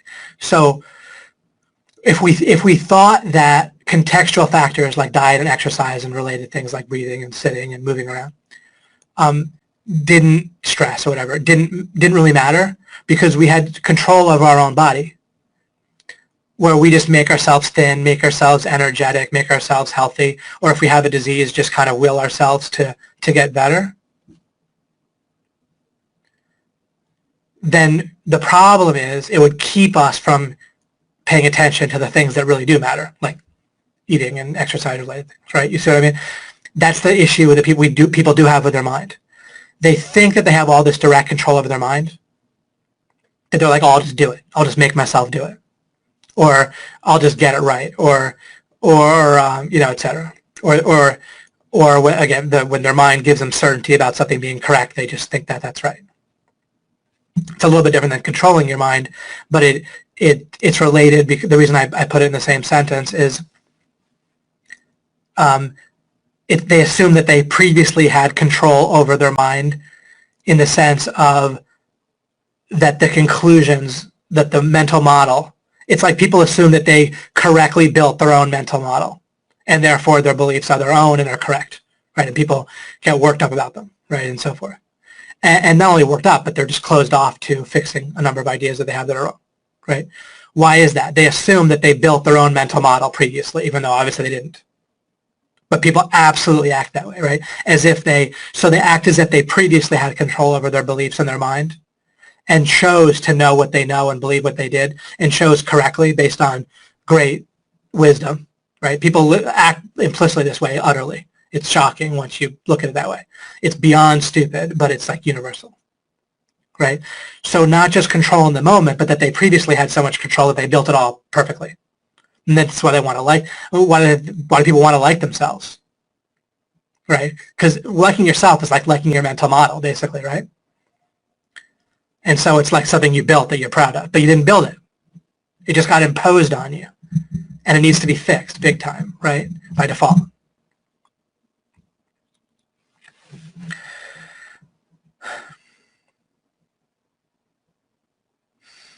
So once you realize that, again, a lot of the implicit control that people think they have over their minds is the implied idea that they built their whole mental model themselves and wonderfully and correctly. Once you see that, then people think they have all this control over their mind. And it's just as horrendous as if you thought you had control of your body to the extent that you ate crap and you moved and exercised and did that whole thing crappily too, and thought that you could just do health just directly. So that also illustrates why it's actually so critical and beneficial to not think that you have control of your mind in a way that you don't, right? Because that gives you you have lots of control over your body's health and energy and curing disease and so forth when you understand your body heals itself and it does its own health based on the environmental factors, right? You can control your mind and influence others very powerfully once you stop identifying with the mind and instead thinking about contextual factors and building understanding that allows you to see once you think about operating on the mental model, given that someone's mental model controls them by default, including yourself, right? You're totally under control of your mental model at any moment. So how do you get power is via discovering correct ideas, which you can't see first because you see with your mental model. So by using a method other than sight, being primacy, having primacy, you and you'll see how to make sight not have primacy and get things correct, no problem. Once you, it's not that confusing how to get your car fixed and modified to go faster if you just don't identify with your car, right? Once you realize it's possible and necessary, and it is your ability, literally. It's not within your ability, it is your ability. Like, or is to lead to whatever it is, to do whatever it is, right? It's very closely related to seeking understanding. If you seek understanding, that's why creativity, if you look at my whole formula for creativity, it's the same type of thing. And this is, again, this is critical to understanding and using it. My formula for creativity is all about, and this was what, okay, sorry, I finally had this and it flew out of my mind while I was talking. And this is critical. This will explain why I've been talking about this for so long. This repeats what I said last time, but it gives so much more context to it. When you realize that it's built for you, creativity is not something you do directly. Creativity is done for you. The building and the seeing is done for you. You don't do either one of those. You, in essence, do something that creates the conditions for that to happen automatically. So that's the additional huge punchline that I needed to get to here, and that's why I've talked about all this other. Fundamentally, the block, and this is very related to what I talked about in the apotheosis about the fabricated certainty. The block is associating with your mental model and or not embracing that by default yourself is totally controlled by your mental model. You as a conscious being are not controlled by your mental model, but your consciousness field is, and your body's responses and thoughts and everything else. Okay? So what you see and feel and the impact you have on the environment is controlled by your mental model in the moment. In order to have real power to make things better, right? And the only manifestation of power is to make things better. There's no such thing as power to make things worse. So it ends up being a contradiction in terms. So your power is to make things better. And your power is blocked off, your creativity. See, creativity happens automatically. Understanding gets built for you. But by default, it will happen automatically, it's done for you, and it's blocked. So write that down if you are taking notes, or take this away, or when you're replaying the webinar, or make a note to re-listen to this, because there's something that if you don't remember what it was, I just said and I'm going to repeat, then you need to get this permanently in your life, integrated over time. And that is, creativity is done for you, not just by default, period.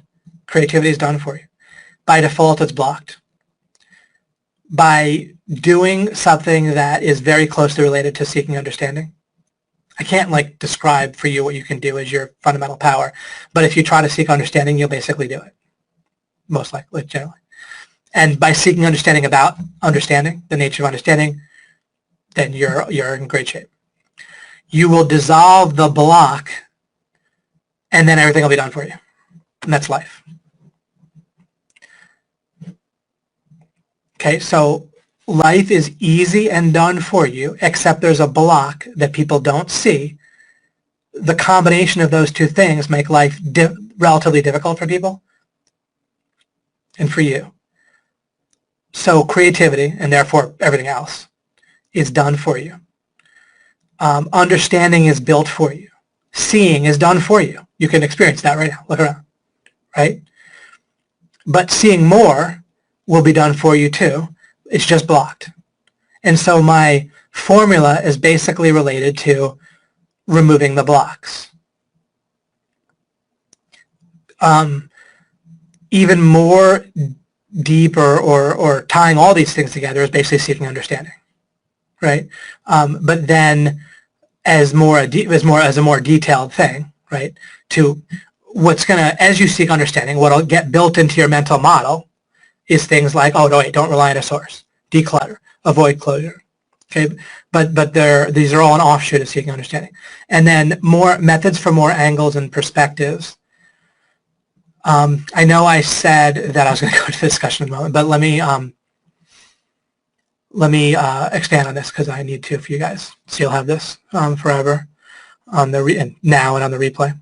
I'll give you what Mike Broadwell wrote to me. I redacted a slight amount of it just for space, but it's all essentially there. And then I want to give you a little bit more of a blueprint, of a specific blueprint for number 4, for additional angles and perspectives. Basically, this is kind of the sort of additive part of this formula. The rest are kind of removing blocks. Mike wrote to me, you were asking for examples, because last time, right, I said I'd look at some results of you guys, or that you guys wanted to report. He said you were asking for examples of putting the formula. The formula is what I talked about last time, like on this page here. All right. I referred to the page with x modified by y equals result, and you fill in more of y, like the market or yourself, and the result that you want to achieve, what the world would look like when you achieve the result, for example. That slide, and also the slide that says the ability to see new things must be built as the 2 principles. I said that for people listening on an audio. Okay, so Mike Broadwell wrote, you were asking for examples of putting the formula into action. Got a tangible one, meaning, example, with example of putting the formula into action. Got a tangible one with a sales letter I've been working on for my program, was stuck, and then started looking at the y, that's the letter y, like in my algebraic formula, which if that's abstract for you, that's just on the previous webinar that you can listen to. And it looks like people got that, by the way, pretty well, because Julie was referring to it too. So it was stuck, and then started looking at the why, in quotes, of how a person with chronic disease might feel, and that got me going.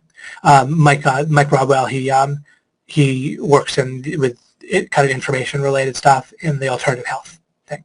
So he was stuck, but then he started looking at, like, filling in what he could know, right, about the himself and other people in the marketplace, right? And then that got him thinking about how a person with chronic disease might, so he started thinking about that, and then something got built, and then he got me going, right, he says. So that gave him a foothold to build, and then he built, and then he got more, and then that, because of the more, that was more building, and then he saw more, and it all flowed, right? Right, you build, the building can take primacy, not the feeling and seeing and sight. The sight comes after you build. The more that gets worked into your mental model, the less you have to worry about motivation and how much you're going to enjoy something ahead of time, right? The less you have to see. Instead, you see more like you're looking to see what's more correct or important to focus on. You kind of see where to build rather than including for your own enjoyment, right, and so forth. Like you're as you apply the creativity formula more and more, you're looking. I'll make the contrast more filled out here. You're looking where to build instead of looking what you enjoy and looking for the result, right? Like instead of looking for what can I do to get the result, you ask what can I do to build. Instead of what can I do that I enjoy.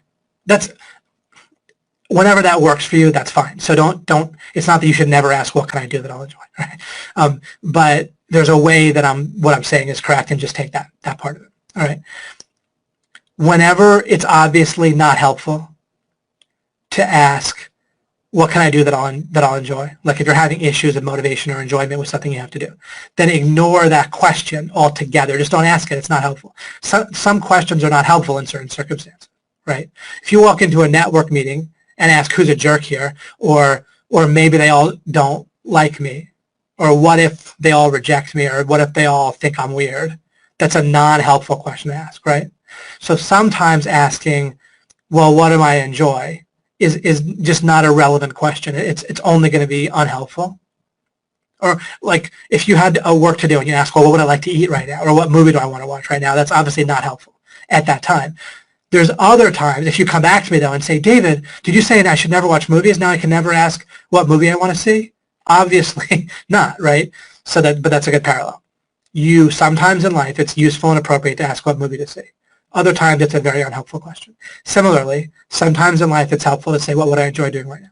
Other times, asking that question at all is completely counterproductive. Similar to asking what I want to eat right now or what movie I want to see when you need to build something for work. You just don't want to ask any of those questions at all. They're not helpful, right? Just like you don't want to ask, should I call my mother right now if you're in the middle of trying to do stuff for work, right? There's other times and that's a very appropriate question to ask. So you shouldn't be asking that question at all. There's something wrong with your mental model if you're asking irrelevant, unhelpful questions where no matter what the answer is, it's not going to be helpful.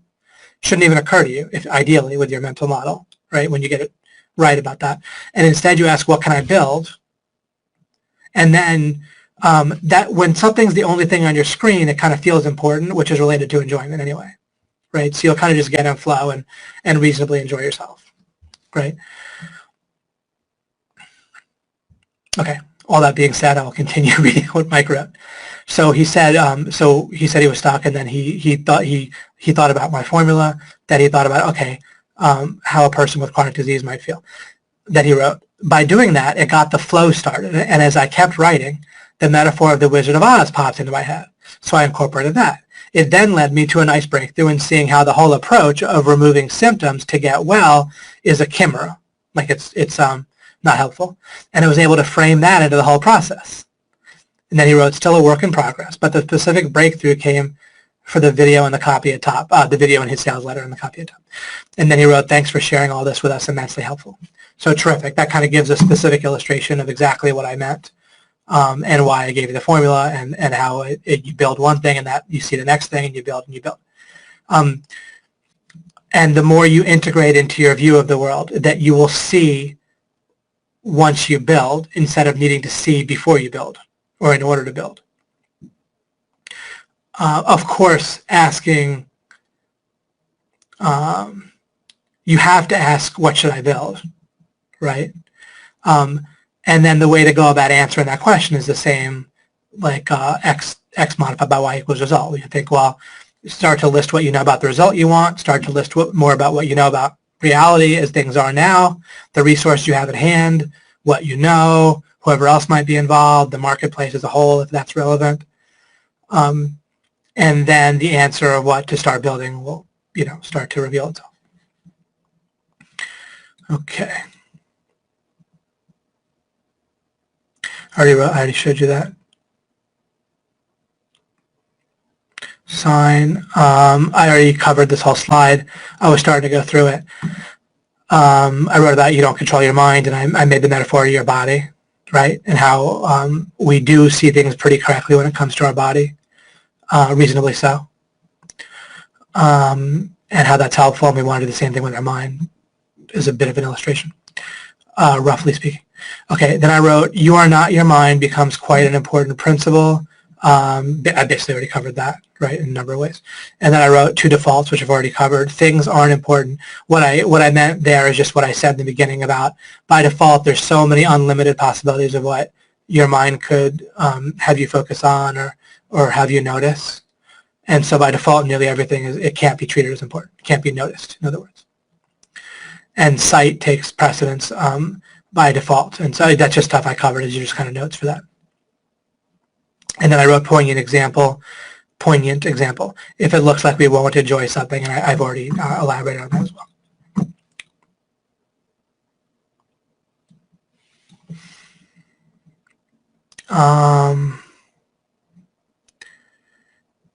Okay. Now I'm going to quickly give you two things that be fairly self-explanatory. Using them in kind of the fairly simple, straightforward, relatively self-explanatory way, it will be fine. It will be totally helpful. So this will be pretty applicable and with kind of an easy to explain and helpful. If you apply it, you'll just find that it works. It's not like a total revelation that no one's ever talked about before, but it's just correct and to the point, and we'll give you exact formulas so you won't have to hunt around for things. All right, I'm going to give you this and the four perspectives real quick. All of this I referred to a little bit in different places, but I'm just giving it to you now to give you some additional go-to things for looking at additional angles and perspectives. Now, before I get to what's on the slide, any information that might be relevant to your issue at hand, what you're trying to accomplish, what you're trying to be creative about, any information, reading any book, doing any actions that can lead to experience and trying stuff and maybe results, anything at all like that, as long as it might be relevant, is an example in and of itself of number 4, which is additional angles and perspectives, right? And of course, of my overall blueprint for creativity. So I said methods for more angles and perspectives. I don't even really have to put methods. I could have just said more angles and perspectives.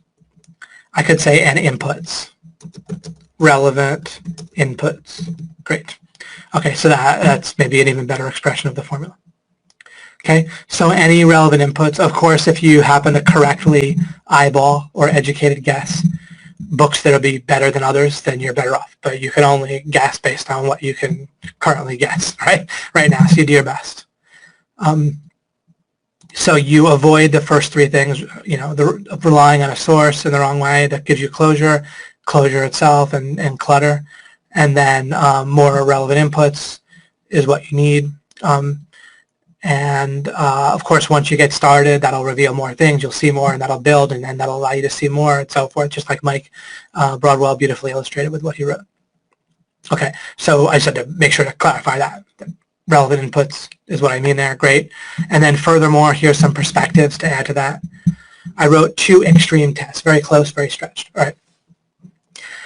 The very close thing, I think that while it's not like massively profound, it is profound in its kind of simplicity, and I think people don't put it into practice as much as they would if they just had, I think you'll probably use it more now that I'm pointing this out in the way that I am. Suppose you are thinking about a sales presentation.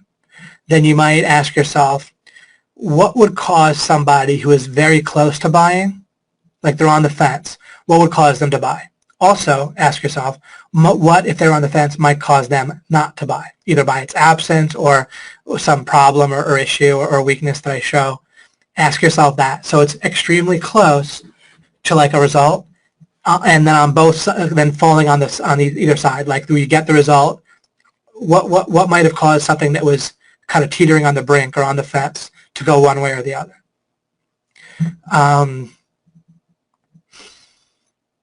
What are other examples of this?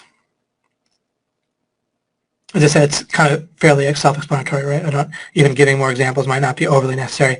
If you just sort of ask yourself this perspective, I'm giving you perspectives right now which are like places to stand. You'll generally think of your own examples, whatever the topic is. If we're trying to solve a problem with like chance and my wife and my son and my wife, and she's talking to me and she's saying like, how do I either get him to do something, right? And we're trying to be creative about that. Then we might think, all right, suppose he might go to music practice, or he might practice music. Some days he does, some days he doesn't. What kind of thing might take him where he might do it? Like it's a day when he might practice if we said the right thing, or we did the right thing. What might do it? If he had enough sleep, right? It might just push him over the edge one way or the other if he didn't, So you're close. What might get you the result if you're close, or what might keep you from getting the result if you're close? Okay, it's just a useful thing to ask yourself. That'll get you going. If there's kind of, these perspectives, I find them quite helpful. I kind of do this stuff intuitively now. So, but it's real quick. Like I tend to look at things from multiple angles very quickly, intuitively right at this point. I'm not saying I'm the only one in the world to do that, but this sort of thing is very intuitive to me, and it's very helpful. It constantly helps me, and I see people not doing it when they could fairly frequently. Okay, very stretched. So for example, there was a mindset webinar by somebody else at OMG a few years ago, and they said things on there that overlap with what work, but you could easily spot if you use take them to the extreme to see if they always apply. You would find that they don't. I'll give you an example in a second. What's beautiful about, you might say, well, if they kind of work pretty well, then why would I need to take it to the extreme, right? Well, because if something overlaps, I'll give you an example actually right away so we don't have to be abstract.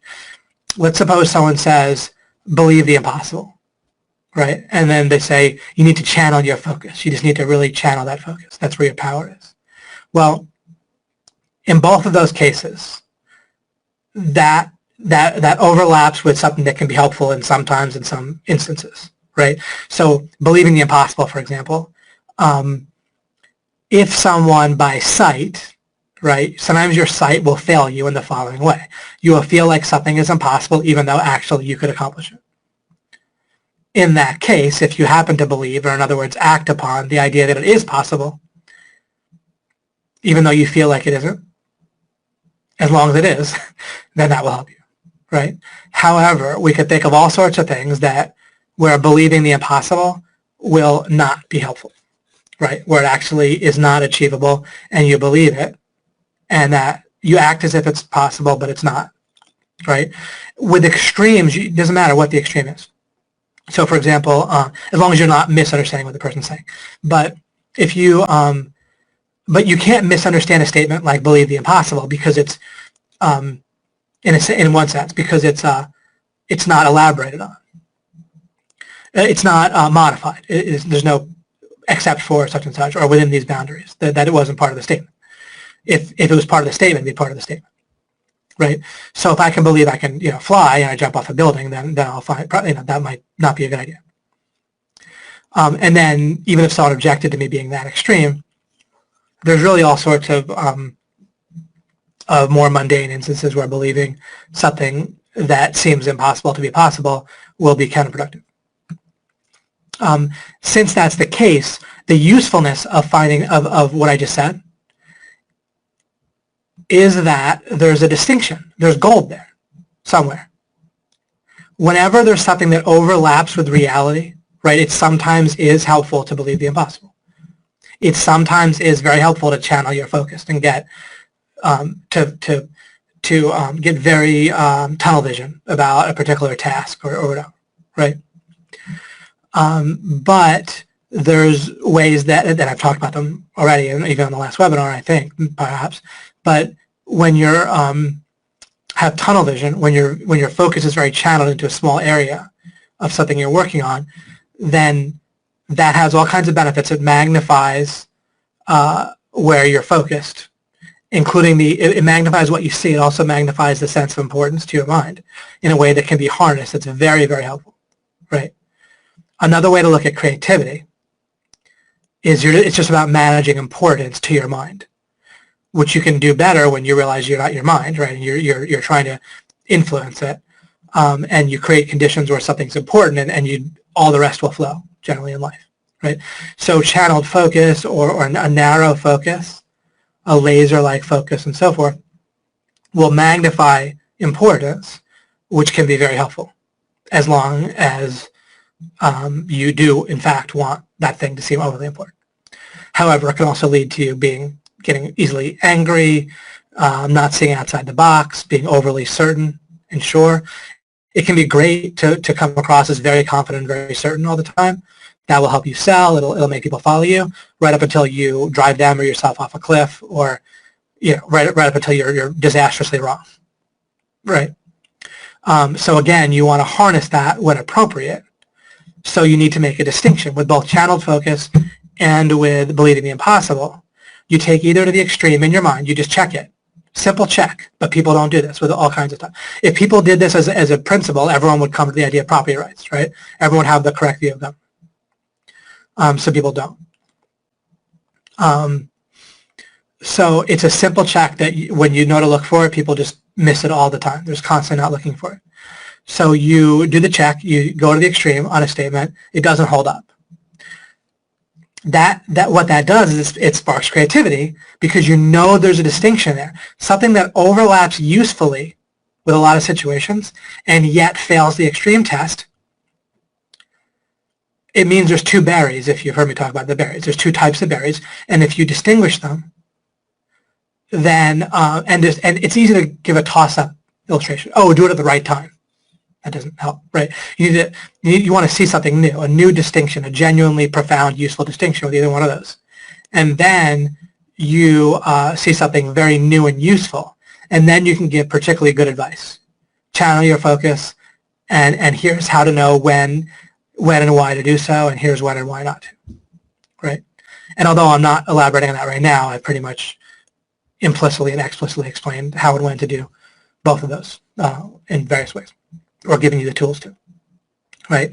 So the extreme test, if a statement does not always apply, even in the extremes, as long as you're not misinterpreting it, right? Of course, if you can misinterpret anything, right? But I'm not saying twist what the person's saying in an unhelpful way. Not the person saying, just, or your own idea, right?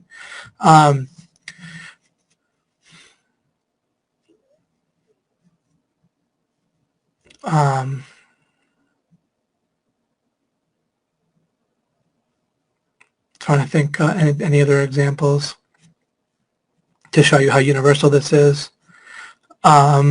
Oh, if someone just really, like, I just really want to get married, I really want to get married. Well, you take that to the extreme. What if you get married and then the other person is horrendous, like you never talk to the person again, or they're horrendous to you, right? Someone might say, well, that won't happen, right? Well, okay, but that illustrates something very important, because obviously you can get married and realistically things can go south, right? So, but if something's true, it's always true.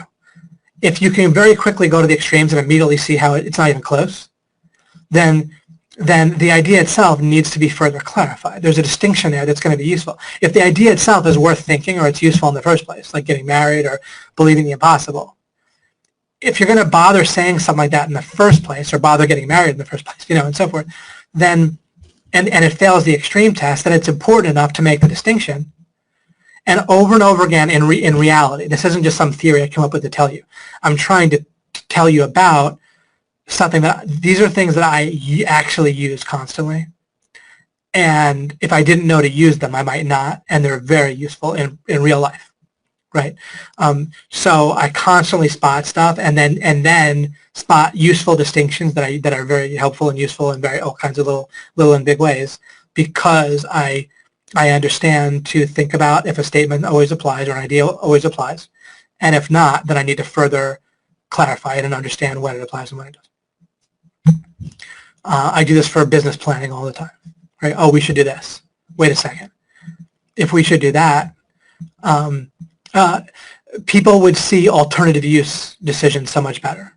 People are constantly making suggestions in business that are in a vacuum, like, oh, you guys should do this. You should add this, or you should spend more on this, right? Or do more of this. Well, it costs something, or it comes as an alternative to do something else, right? Should I do that only? Right? Should I do it all the time? Well, no, of course you should do other stuff. Okay, well, when should I do it, and under what conditions, and when do I stop doing it? When does it stop you? You see what I'm saying? Right? So it forces you to make alternative use and reasoned, balanced thoughts and conclusions. It's very, very important. And again, I see people screwing this up nonstop, constantly. Both of these people don't do nearly enough. They're useful nonstop in helping you think. People are always saying, I'll think about that, I'll think about this, right? I said that, and they don't know what to do. Right? In practice, I know this. I can just tell.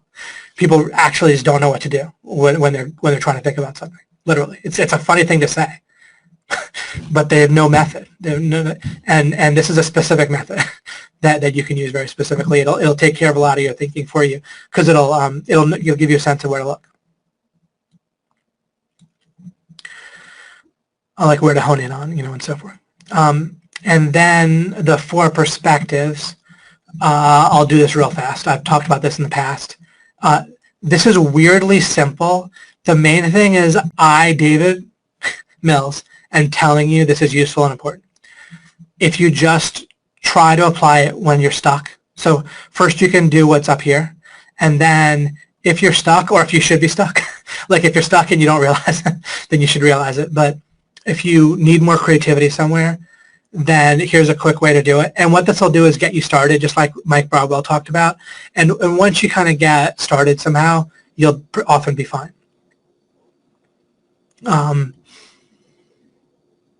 With whatever opportunity you're trying to spot, either overall, or then you kind of narrow things down, right? First you might think, okay, I want to make money, or I want to make my business more efficient, or I want to be motivated.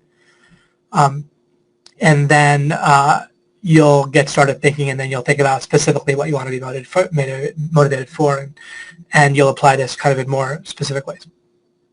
So you can use this for general overall questions, or you can use it for specific smaller questions or more targeted questions.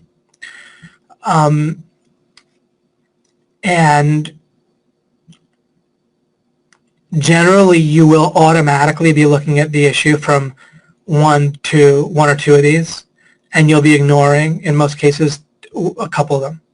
And it'll vary based on you, your own personality, and your mental habits, and based on the situation, and so forth. So, again, with most any creative situation, which is like kind of all the time in your life, right, when you look at life that way, task that you're doing, anything you're trying to do creatively,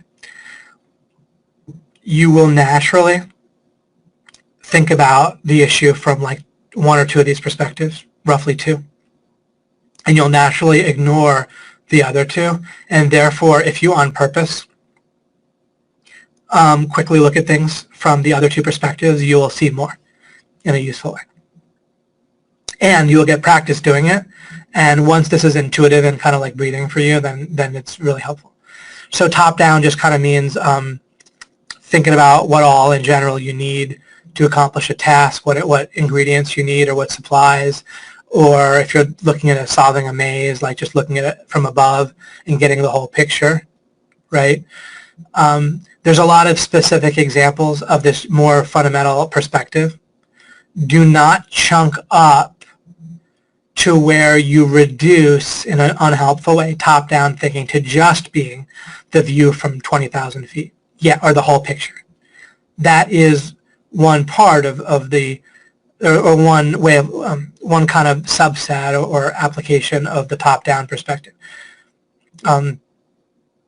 The idea to look at something from the sense of the whole picture will occur to you when you're standing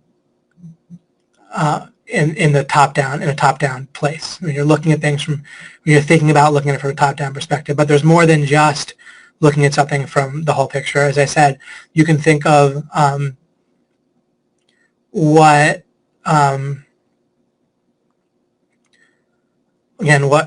materials someone might need if you're teaching someone something. What vocabulary words? What are the vocabulary words that they need for that thing? Or if you're learning something new, right? What am I going to know?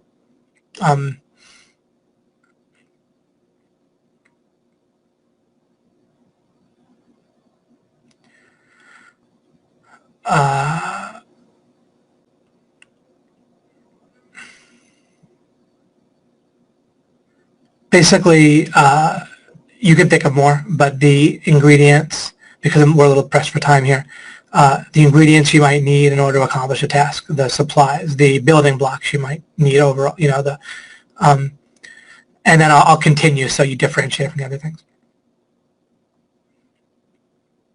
But still number one, like the gist of something, the overall ingredients, the big picture, the view from 20,000 feet, all that stuff. You don't even need to get obsessed with getting these exactly right. There's just something about having any general sense of these, that it's not about like being a master of them. You kind of automatically master what I'm giving you here by using this like simplistically and not getting too wrapped up in doing it right. Okay, so top down. Bottom up is what are the obstacles? What are the problems that it could face? What would keep me from achieving my goal? What could go wrong realistically? But there's another type of thing with bottom-up thinking is like, if I've used this example in the past at some point, but if you are solving the question of if you have a 120-person single elimination tennis tournament, how many matches do you need to have? Right? The bottom-up perspective would give you the quick answer. Like a top-down perspective, would you take a long time to solve the question? The bottom-up perspective, you would think, well, how many losses? How many people are going to lose? 119. There's one loss per match, and so there's 119 matches. Right? That's another example of bottom-up thinking. Forwards thinking is just trying to get started step by step, right? So what's the first step? And then go from there. And then reverse thinking is begin with the end in mind, as he wrote about in the 7 Habits. But that's only one of the perspectives, right? If you get stuck going forwards, either theoretically or actually, as you're doing it or planning, either way, then you can try from the other direction and, well, what would this look like if it was finished? And then reverse engineer. What would the solution, what would things look like if the problem was solved? What would happen right before that? What would be the step right before the problem was solved? Right before the person bought, right before the person said yes to my SEO services, right? Or right before someone bought my Amazon product. What happened? Or right before I sold 100 of these in a month, what happened? Now, don't answer like, well, I sold 99 of them, right? But what might have happened? You might think, well, what sort of things might have happened that led to the breakthrough where I sold 100 Amazon products? Maybe it was getting listed on page 1 for important keywords in the Amazon search engine. Maybe it was figuring out a place to put a paid ad that would work well. Maybe it was just launching it properly, right, using Liz's method for 2018. So that sort of thing is reverse thinking. You can think about this for yourself and apply it, but it's surprisingly helpful in getting you unstuck if you're kind of stuck trying to solve an issue or be creative. Okay, I wanted to get to all that. Wasn't as usual often the case with discussion, but I know ultimately, says I might be experiencing degraded audio quality. I don't know if the audio went out here. Let me refresh this. Oh, that went away, so hopefully it's okay. But on the other hand, you guys come to hear me say stuff, so of course I needed to complete my thoughts. I never really know how long something will take to explain, or to at least attempt to explain. I'm a little bit tapped out here, but let's get a sense of things. A little late to answer this. Can you grasp this webinar without going through part 1? Very good that you were on this webinar, right? You see, with creativity, we want to be open. You have to build. It doesn't really matter necessarily where you build from. The whole idea that you have to go in order when you're learning something is not really true, right? Your mind will impose order on information. Again, it'll build that. And so order can't be imposed on you when it comes to learning. Like, it can't be effectively imposed on you. So openness is what you want, not closure anyway. Like, you'll get closure when you get it. So listening to this webinar would have been great for hearing a bunch of stuff and beginning your journey to understanding what I'm talking about with creativity.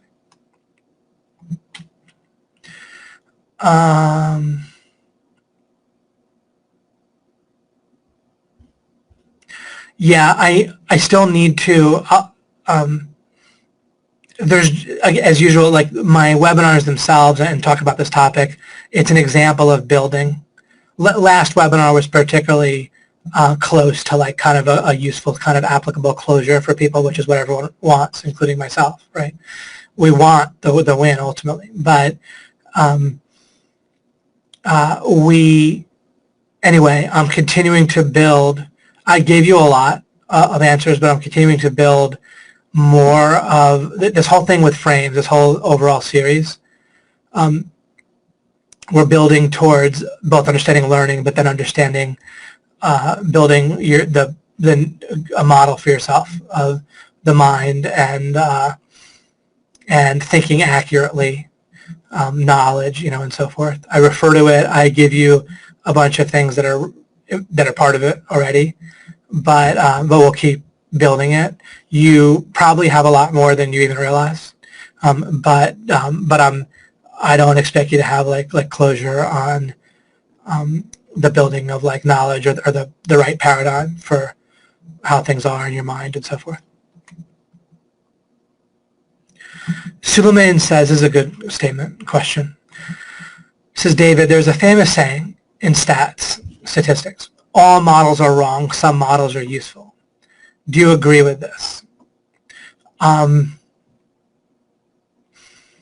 a matter of speaking, I agree with it. Analogies are analogous in the sense that they overlap with what you're trying to talk about, And then if you take them, they also don't overlap in some ways. And so if you try to, you can use analogies to explain yourself. You can also use analogies to spark questions for yourself. If you're thinking, yourself in a parallel way, about if you're thinking about electromagnetism, and to do so, you think about an analogy to water running through pipes, right? That can help, like the water symbolizes current and so forth. The pipes are like wires, and you can use that to also, someone can use that to explain electromagnetism, but then they can also use it, a person could use it on their own to try to discover or think about it further, but you don't want to come to definite conclusions based on an analogy, but you can say, oh, I wonder if this applies, or if this is like it, and it can open you up to some questions. You can definitely build correct statements about reality. Here's a simple example. 2 plus 3 equals 5. That is not wrong. That is correct. Now you could say, well, is it a model? Well, you can integrate that into your model of the world. God exists. When you understand that someone has to be causing your consciousness field and the changes in it, and then you can understand that God exists. That's a true statement. It's not wrong, and it'll be built into your mental model. So you are not your mind, right? The idea that you have to believe that believing the impossible is sometimes helpful, sometimes not, and therefore you want a distinction. That's part of my mental model, that statement, right? Constantly I've said things within this webinar that are true, and they're part of your mental model. So your mental model can include a whole bunch of true statements. It will also include things that aren't of the nature of true or false. Like as it helps you to think about the future and plan for the future doesn't exist, and so in that aspect of it will be something that you're trying to hone in to overlap better, to be more useful, right? So your mental model of the world will include perhaps both, right, as we develop it. But there's certainly part of it can involve statements that are inherently true. So that can help. Wayne Quell says, example, I saw only one way to finance my home, and when I finally took a second or a wedge, oh, you took a second, right, like you took some time, you created a wedge, a mental space, which is great, to walk through what I could actually do, I saw that I had several other options and immediately felt better. And then I took another wedge, and a wedge is a great word. It's like the opposite, it's related to the opposite of closure, right? So you said, wait a second, I don't agree that I have closure on this. I don't agree that there can't be other options. So I create a mental space gets created. A wedge kind of gets created. You seek understanding instead of rubber stamp your mind's closure. Right? I'm giving different words. Words describing things like, yeah, anyway, I don't want to say that, but good. So excellent. And so I saw that I had several options. I immediately felt better, but I took yet another wedge. So you felt like now I maybe have closure, but you said, nope. You did something with your actual free will, even if we can't pinpoint exactly what that is. It led to seeking understanding, even though you felt like you could rubber stamp or agree with closure, but you sought something better. You sought. You were a seeker. You sought understanding of what was good and true and useful and important. I took yet another wedge to work out exactly what were those other options, right?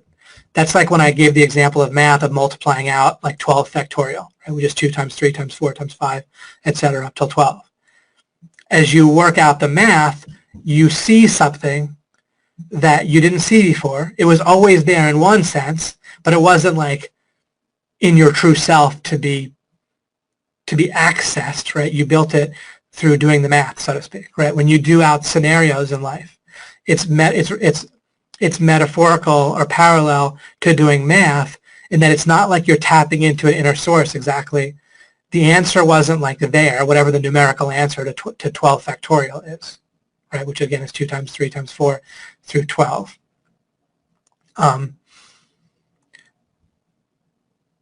it's so important to have this mental image, right, of it's not like you're tapping into it exactly in a way that kind of gives you a sense of helpless, like it gives you the wrong sense of power, because you're helpless in the sense that the only way to get the answer would be to sit there and like meditate or whatever, do something analogous to praying, but like to yourself, right, till you tapped into the answer.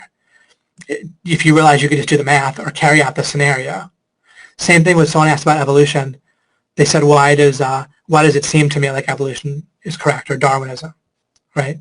And if you play out the scenario, similar to doing math, it will stop seeming correct if you play it out in detail or correctly enough, right? If you play out like a BS scenario, if you play it out lamely in the wrong way without realizing holes, then of course you can paper over the problem. But if you hone in and are creative with it, then you can see why because there's like 1,000 holes in Darwinism, in like the overall macroevolutionary scheme, where everything was created, all the diversity of life, with no God, no creator, no nothing like that, from scratch, from like not even molecules, right? Just fundamental matter and forces. There's hole after hole, and they're not gaps in our understanding. We have understanding. We just need to work it through. We know what would happen, right? Like I say, if someone asks, how do you put a teaspoon of salt into water and have it explode with only salt and water, no other ingredients? There's no gap in my understanding there. There just won't happen, right? Like you put a teaspoon of salt in water, and it'll be in a cup of water, it'll basically dissolve if you stir it, period. If you ask how it won't dissolve or how it'll form a DNA molecule, it's not like I don't know how that'll happen. It's not a gap in my understanding. The science is pretty clear and reasonably understandable and simple, right? No gap, no God of the gaps. I'm not putting God in where there's a gap. There's just no way to get DNA out of sodium and chlorine dissolved in water, let's say. You don't get it, right? Because and someone might say, wait, in Darwinism, no one's saying you dissolve salt in water and get DNA. I know. But the principle, what they do say you start with does not get you DNA and does not get you cells that are replicating that can fix the DNA damage from infrared light. And then that won't get you other stuff, right? And so on and so forth. You just keep going through. And then there's like 1,000 parts, things that would have to happen, or millions, really, if you keep going. But I mean, after the first or second or 12th or 100th absolute deal breaker, you don't need you can disprove a theory with one absolute disproof, right? If you absolutely disprove a theory with one reason, you don't need to disprove it 5 more ways in order to disprove a theory. However, with evolutionary theory, there's like 1,000. It just goes on and on. Okay, and then Wayne went on, and this is beautiful what Wayne wrote. So you want to look at his comment in more detail. Wow, this is great. So you guys can refer. I'll give you curiosity. Faith Jones says something useful here. She said, but feeling of uncertainty is what I find demotivating. If I don't know what to do or I'm uncertain, I don't feel motivated to act. So if we are creating more uncertainty, how does that help motivation? Faith, okay, I'm really glad you said that. This is parallel. I think it's almost or totally exactly parallel to the idea of confidence helping you sell. All right? So you're caught in a circular, unhelpful trap that's a local peak. And it's also parallel to someone who's hooked on heroin saying, but you have to understand, if I don't take heroin, I really feel bad. And if I take heroin, I feel much better. Okay? That's actually true, right? If you're hooked on heroin, you feel better.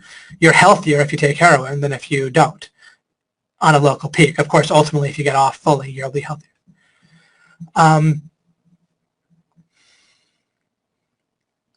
This also illustrates why I took so long today and developed a certain idea that ultimately will be helpful as it like kind of gets understood and integrated for each individual one of you. we need to, and remember I said that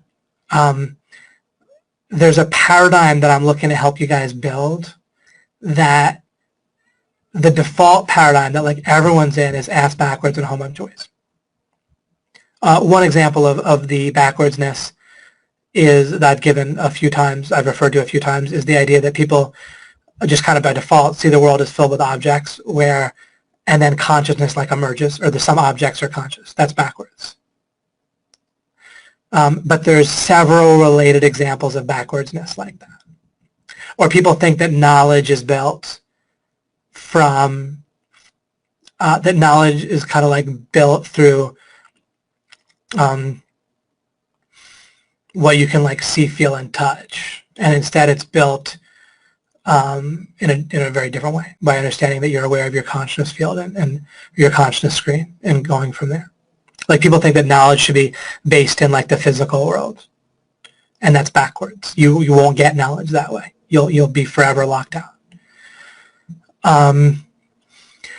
If you need a feeling of certainty in order to be motivated, then you are locked out of something so much better. Just like you can get knowledge in a useful way from the usual way people look at things. Like people have invented iPhones, right? That's pretty advanced, right? Compared to when we, just lived in caves and, so forth. So someone could say to me, likewise, they could say, David, if I don't trust my two eyes and the physical world, then what am I supposed to do? Well, with my model of the world, you can take full advantage of science and everything. But you're also not locked out of so much else that there's to discover about life and the mind and success and so forth. Similarly, you can get your feeling of confidence. It's amazingly motivating and confidence inspiring and certainty inspiring to realize, my gosh, I can, no matter what I feel, I can build a framework. No matter what, I can learn something by first building the framework. I don't have to feel confident. I don't have to feel certain. I don't have to feel smart. I bypass the whole question of whether I feel smart, competent, whether I feel confident, whether I like myself. See, whether I like myself, this is some parallels here. Not everything is direct, like they're, but it's all about what you're saying. And it's such a critical point that you're bringing up here. I bypass the whole idea of whether I like myself or whether I'm even smart or anything like that, whether I'm a good person. It's all not relevant. Similarly, uncertainty, when it's not I keep wanting to say the word primal, but primal has a different meaning, right? Like primal kind of brings to mind saber-toothed tigers and stuff like that. Prime, what's the word then? All I can think of is say have primacy. So if a feeling of certainty is not where we look, if our model can get built to where I'm not looking for feeling certain, I'm looking for checking the reasons. So let's say I want to steal something and I would get away with it because no one could possibly be looking. Then if I check my feeling about what I want to do, then that's unhelpful because it may give me the right answer, it may give me the wrong answer. If I check a different place, but if that flows from a mental model overall, where that's naturally what I check in the first place, if I check for fundamental foundational truths, and in this case I find one, which has to do with individual property rights, and I look and I see, and I can check it by looking at the opposite of individual property rights. That would mean that no one owns property, which would mean that arson's fine, rape is fine, any kind of stealing or extortion is fine, etc. Slavery. So the idea that we can't own any property, including our bodies or anything, and anyone can violate anything. There'd no such thing as even violation because there's no property to violate. That's absurd. I couldn't live that way. It's crazy. So I can see how then there must be such a thing morally as individual property rights. And so stealing violates that. You don't even check. There's a certain model that you can have where you don't even check how you feel about it. You see what has to be true, and you build from there. And you let the feeling and the actions build from there, and then you'll feel it and see it as a consequence. But then the other great consequence is that what is built is correct, and therefore the feeling and seeing that gets built is correct. So then you feel what's correct. You naturally want to do what's beneficial, not correct in an abstract BS way, but correct in a totally adaptive and helpful way. So again, you build a place where you look, you act upon that, you think based upon that, then something gets built, and then you feel it, but then the default of what you as I said, you act on how you feel by default. So you can say, wait a second, Dave, I don't get it. Are you supposed to act upon what you don't feel or what you do? Okay. By default, you act upon what you feel always. That's necessary. You can't, I'm not instructing you to do that. I'm saying you literally do that.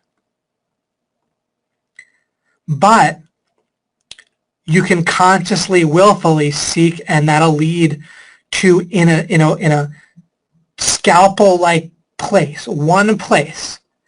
You won't act by default. You'll act by true understanding. And that will have a ripple effect on your mental model, and it will become more correct in that one scalpel-like way. But then, kind of the beneficial opposite of death by 1,000 cuts, you will then use your actual power, the power you really have, which is, again, it's very closely related to seeking understanding. If you look for seeking understanding, you'll probably end up doing your real power. Okay, I don't know how to describe it better than that at the moment, based on what we have shared, based on what I know anyway. In the first place, the limits of what you guys know, and limits of what I. So you keep operating in this scalpel-like way. Other than that scalpel-like way, that targeted, precise, limited, honed, laser-like way, that small difference that you're making. Other than that, everything else is going to be based on your default mental model that you currently have. But it will keep getting honed like a sculpture where you're scraping, you're making it better and better and better. First it's like just a rock, right? And then by default, the sculpture is the unformed rock. You can't do anything else, let's say, except for to make one little cut at a time. If you feel like there's just some way to just do it, just make the sculpture go without doing these cuts, but if all you can do is make cuts, but you feel like you can just make the sculpture better through your direct active will and your awesomeness, then you'll never make any cuts and the sculpture won't get built. If you embrace that the rock is all that's going to be there until and unless you make little scalpel-like cuts, and this is a way I've never described it before, but this is one fundamental, one angle on the basic answer in life, the basic model I'm trying to give to you, right? And that's the thing. So you will act upon what you feel certain about, Faith, and you will feel motivated based upon what you're certain about. That's your default mental model. That's like the sculpture you have. That's all you have. There's nothing else, except you also have a scalpel. And just act a little bit in some way based, instead of on certainty or uncertainty, ignore certainty altogether and notice something that you know that's relevant and act upon that also. And that will start to adjust your mental model so that what you feel certain about and confident about is more correct in the future. And then your model gets more and more correct. You will see more that you actually know. You'll see another scalpel cut to make. You'll get better at using the scalpel, and the sculpture will get built beautifully, and life becomes easier and easier. At some point, it all clicks. That meta thing I just told you, once that clicks, that that's what you're doing in life, then it becomes easy to do it, and then it becomes easy to make life easier. But there's a way in which you're seeking and building, and I'm using these words to try to point to this concept, something other than sight.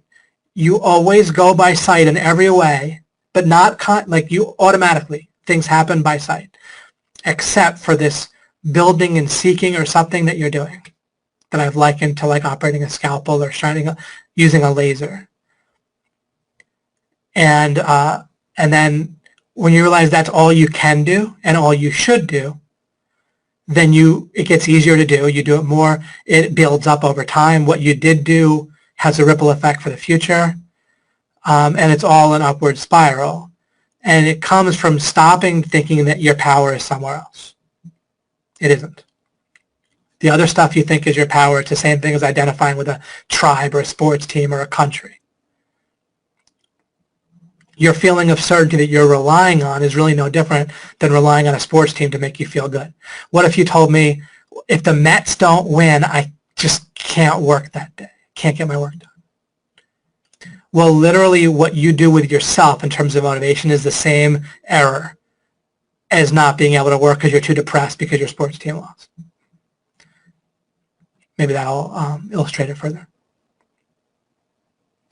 Julie points out something I said. It's a good question to consider frequently. Am I using my own mental model as a source that gives me closure prematurely? Yep. Excellent capture there. Excellent thing. There's a couple of replies to what Faith said. Fletch wrote a couple things. But hopefully what I wrote will be helpful. My mind's a little bit shot at this point, so I might not be able to go into any more detail on things. Faith, make another comment down here. Faith says, and she was the one I was, of course, referring to before that I was just talking about. I'm finally getting on board with actually acting on building out marketing, landing page, setting up emails. I really didn't want to do any of that as I felt I wouldn't like it, mostly because I felt I don't know how to do it. So it's, yeah, you were in a spiral, right, with that. So it feels hard because I'm constantly trying to remember, notice that what you're identifying is that you are implicitly thinking that you should have the framework, or that you think about the logical sequence here. I should do what I enjoy. Well, the problem with that is you only enjoy things that you have a framework for. So therefore, you should only do what you have a framework for. So basically, you should always already have the framework, you see. So when you, when you focus on what you want to do, even when you ask the question, see, again, think of it like asking what movie you should see or what you should eat at the wrong time. It's that ridiculous. You shouldn't even be thinking about, when I say you shouldn't, I don't mean you're bad if you do. I mean your mental model has a distinction to be made in it, has something wrong with it. If it's causing you to ask, well, what do I want to do? What do I feel motivated to do? The reason I don't really talk about motivation directly is I actually don't think about motivation, believe it or not. Instead, my mental model bypasses it.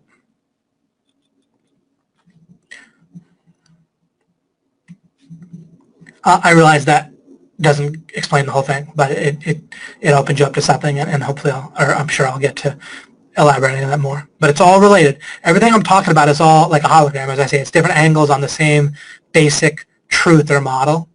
But it's a model that has to be built. So it's not like one, there's blocks to it that we have to undo, like the fundamental idea of fabricated certainty and feeling like letting a feeling of certainty interfere with creativity or seeking understanding.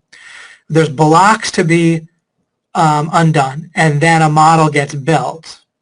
The building will basically happen for you, but you have to like seek. But there's a way that realizing to seek understanding opens you up. Listen to me will do two things. It will help you realize blocks so you can dissolve them, and then it'll help you build faster, because it's like swimming it's like fishing in a pond with a lot of fish that are ready to bite. Your mind will be fishing for answers as you seek understanding, and there's lots of fat, nice fish when I'm talking. Basically, right? You'll get it. There's a lot of raw material and I can't do anything. There's no such thing as anything I can say. It can only be raw material for you in one sense. There's a way that you have to creatively engage with it in order to make it yours, so to speak. I wish David could just gift the model to us, but we have to build it ourselves. There's no other way. Yeah, I wish too. There's a certain type of bridging. It's like on bridge, but you know, who knows how to describe it best. But I don't use it as a cop-out, right? Like, there's a way that I feel like some kind of gurus or whatever use that as a bit of a cop-out, or kind of the archetypical idea of like a, you know, a monk, you know, or a guy with like a beard on a mountaintop saying, you know, cryptic stuff. I try to be as less cryptic as I can be. I'm constantly putting effort into figuring out as much as I can, both my own understanding and then how to explain it, in order to make it as easy and digestible as possible. But then, depending on my own, what occurs to me and the topic, sometimes that happens sooner or you know, faster or slower. And I generally have a sense of when it's gonna, you know, the webinars they'll be more applicable. In this webinar, there's a number of things I said that are going to be immediately applicable and easy to understand. The perspectives I gave you, there's a certain amount of it that'll immediately increase your creativity. Basically, even peppered with them when I took a while and talked about sight and that whole idea in the beginning. There were individual things I said that would immediately be kind of applicable or remove blocks that you'll use immediately. But then there's an aspect of it that might take some time and re-listening and future webinars to kind of further or fully kind of solidify into a useful form. So there's kind of a mixture in this webinar. But this webinar was really critical. There's a lot of critical stuff in here, great stuff, and even stuff I didn't get to. But I won't say exactly what I'll talk about in next webinar. I'll probably start to transition to accelerated learning. I might directly talk about that. I'll kind of let you know in advance. I might do, I'll see. And I might be able to try to put in some extra discussion. No, my webinars are open. This whole frame series is open, Shema, regardless of Director's Cut or what you buy. So this isn't like tease. I'll be doing this open to all MGers. So that's good news, it seems like, for you. So you're good, Shema. You'll be able to listen live and the replays, regardless. And omgmachines.com/insider is your gateway to our whole free area. Of course, there's OMGUI, but that Insider has replays and so forth. Okay, I'll wind down. I'm curious to see what Megan wrote here. Frames is not posted in the free Insiders area. Only the first two are posted. The creativity one's actually on the main Insider page, but I'll make sure there's a note of that, or we'll post it better so you don't miss it. But omgmachines.com/insider, you actually literally on that page is the last webinar. Also, the way GoToWebinar works, unless I erase it or turn it off, which I haven't, the registration link will give you the replay after the webinar. Megan said, what do you think of the Saint-Exupéry idea? A rock pile ceases to be a rock pile the moment a single man contemplates it, bearing within him the image of a cathedral. So a person's looking at a rock pile, imagines how they could do work and creativity and add some stuff and presumably some other supplies and artisans and build a cathedral out of it. Actually, this is a good example of there's a distinction to be found in there. In and of itself, the idea doesn't pass the extreme test, right? Because the rock pile still is a rock pile. If I'm sitting there contemplating a cathedral, then it's a rock pile. But there's also a truth to this way that it ceases to be, and the truth to how I can build a cathedral. So it's an example. It's a lot like the believe the impossible statement. What I constantly do for you guys, you see the results of this, and I know you guys appreciate me plenty, but I constantly take things that would be easy to say, but they fail the extreme test, and then several hours or hundreds of hours sometimes, or years later or weeks later, sometimes just a few hours or a few minutes later, I find a distinction and I give you something way more honed than just the easier statement, right? And then I keep doing that. I iterate that over and over and over again. And that's when I say I do a lot of thinking and preparing. It's stuff like I start with something like this, and I work at it until I can fully explain it with the distinction, so that it's not just an idea that fails the extreme test. If you notice the things that I say are important are true, you'll probably, if you were to take a re-inventory or notice again, they constantly will pass the extreme test, I would say. Faith says, but as far as what I should do for business, I keep thinking I have figured out a good option. I build some, but then I see more, which changes the picture. Yet at some point, one has to actually execute through to the end. At some point, you have to win, Faith. But with what you're doing, you will win. These people that say, oh, you're in a planning trap or you're failing to take action, people that say you have to take action or massive action, it's just another example of like believe the impossible or it fails the extreme test. Of course, understanding what I'm talking about here matters and will increase your efficiency in what you're doing and get you past some blocks and cause you to not make certain mistakes. But you're really doing things exactly right. It's just that it takes time to build a business. When people are amateurs, they think it's so much easier than it is. Basically, what people, the E-Myth, there's a book called The E-Myth. The lawyers always win. It's great.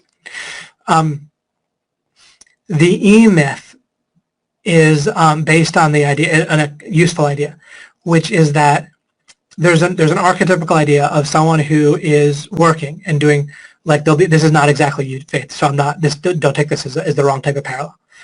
But let's say there's an engineer and he's working for a boss and he thinks my boss is an incompetent jerk and he gets much more money than me. I don't need his dumb stuff. I'm going to go out on my own.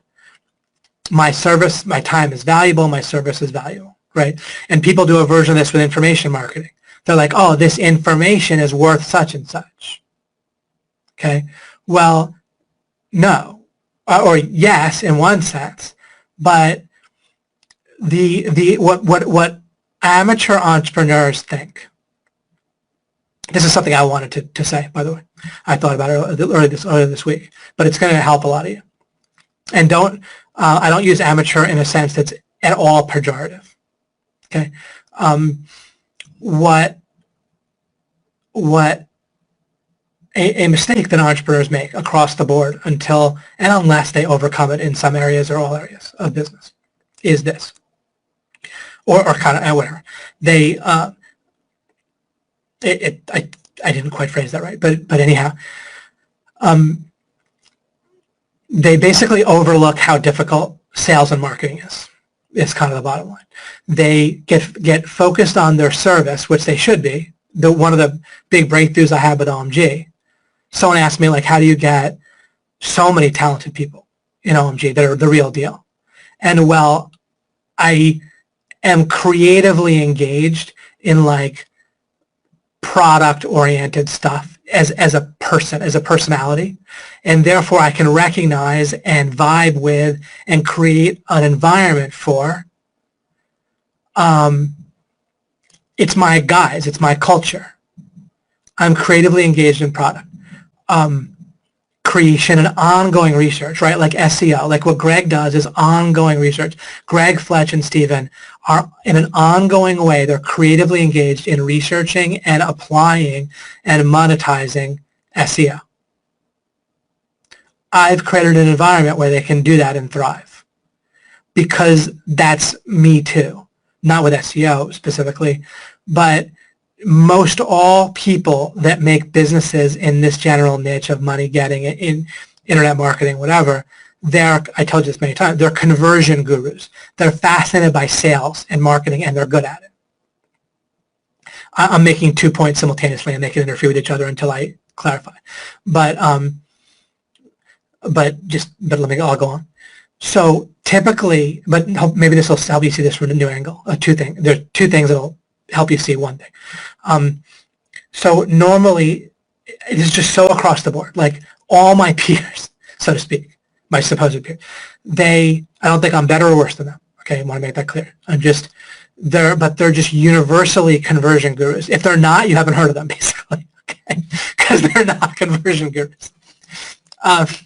That's the irony. I've managed through a hell of a lot of building, basically, and ruthlessness with myself. I've built both sides of this in my own mental model and competence, but it's almost completely unheard of. You see, what normally everyone else who's successful in my general overall niche of info marketing and then specifically with money getting, but especially with money getting, it's so universal that they are conversion sales oriented, which circularly works when it comes to money getting. When it comes to like health, then typically people are have to be a little bit more interested in health. Like you have to be more product oriented or somewhat product oriented in many cases, depending. It's not a perfect example. But anyway, when it comes to money getting, you can make money selling mediocre stuff if you're good at sales and conversion, and therefore you really make money, and therefore you're the real deal, and you're teaching something important and useful, which is sales and conversion, and that's what most every money business in a box, system, whatever, is all based on a sales and conversion thing, and they wave their hand at product. I'm getting to another point here. But this will help you understand something critical about it. Anyway, there's a way that I'm doing this. I'm helping you feel it by getting into this a bit, right? I'm not on a tangent that I can't control. Sometimes I get into one of these things to help you assimilate something into your own mental model that you need. So I give context and get into it, which I'm doing. So I have these two aspects that I've developed very strongly, and it's extremely rare, which is why the success of OMG is very unique. If you look only at one angle, it's very high but not unique. But if you look at the two angles together, it's unheard of, which is I'm very into creatively engaging in a product. So I recognize I'm of the culture of, and therefore can create a nice environment, just like a guy who's a baseball player, who's into it as a player, could maybe create an environment that's conducive to other players, right, whatever. But I create an environment because I understand people that are creatively engaged exclusively in product creation and ongoing creative creation, research and application of it. The environment that conversion and sales gurus create, they would immediately choke off people that I have coaching. It just wouldn't continue. They would have personality conflicts. The business would be unhappy for them and so forth. Okay? Because they don't value and understand and feel what it's like to be Greg or Fletch or Stephen in the specific sense of how they're creatively engaged with product, ongoing research. They just don't get it. They don't feel it. And they feel that this, now I elaborate on this because there's a flip side of the coin. With you, Faith, and this is useful for everyone, you are like Greg and Fletch and Stephen with product, and you are creatively engaged with the product. And so, and the E-myth, to bring that thread back in, is this idea of like that, where someone, they're like an engineer, they know about the product, the service. But to be an entrepreneur, and what they didn't value, there's two sides, and each doesn't value the other very much, typically. What's special about me, so to speak, I don't mean like totally unique in the world, but I really value both. But it's a massive key or secret for my success, and I elaborate on this in case you guys want to harness it for yourself in your own business, okay? It's something I've been trying to figure out how to say, and it just occurred to me, like it just kind of came out of me right now. When I say me, obviously I mean my brain and so forth. But it's the constant problem in businesses is these two sides don't value each other. And that's still the case for a while in OMG. I think I finally got people to value each of the other sides better. But I hold it together, and I have for years, by valuing both at the level that they need to be valued, which again is very rare. It probably happens in some other business, but it's very rare. And it's basically unheard of in this overall niche. Mike pointed out that Digital Marketer does this quite well as well, which is why they're the other massively successful business. Their main product is their event, traffic and conversion, which is wildly successful. And people like it and come back over and over, and they get what they wanted to get out of that event. And Mike pointed out that the principals there, Ryan Dice and the others, Perry and Barrett Belcher, and who's on one of our webinars, I'm sorry. But the three of them, they show up at the event and they're really engaged, right? And they're engaged in a certain way with the product that makes it effective for what they're delivering. It works. And so again, they're wildly successful for what they're trying to do in our general niche, both financially and then with customer satisfaction and so forth. So that's another example. But anyhow, to make money at all, you can make money but not really help people very much if you're naturally creative, like into sales and conversion, and which involves initiating relationships and traffic and whatever you want to call it, traffic and conversion.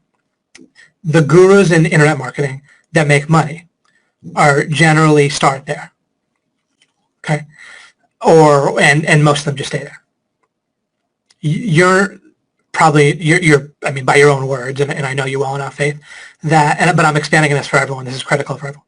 This just allows me to kind of kind of get into it and use the example with Faith.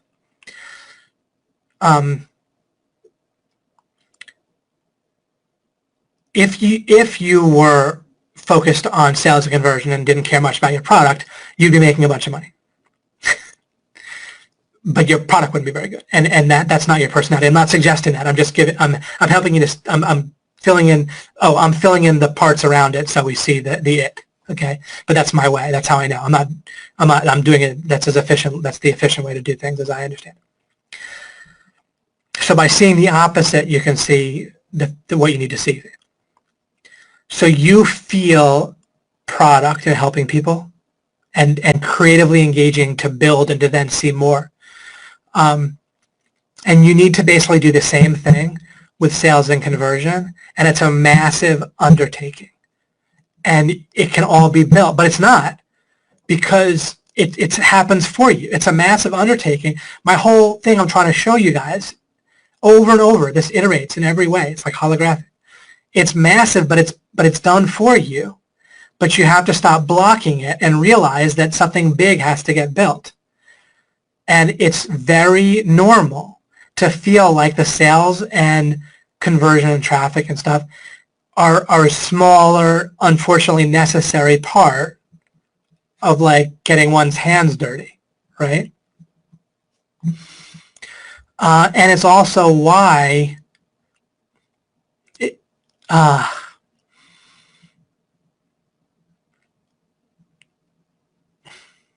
yeah. Anyway. Yeah, you see, like I made you feel it. Like that's why we did this whole thing. I'm just trying to get it, like integrate, like get it handed to you, give it to you.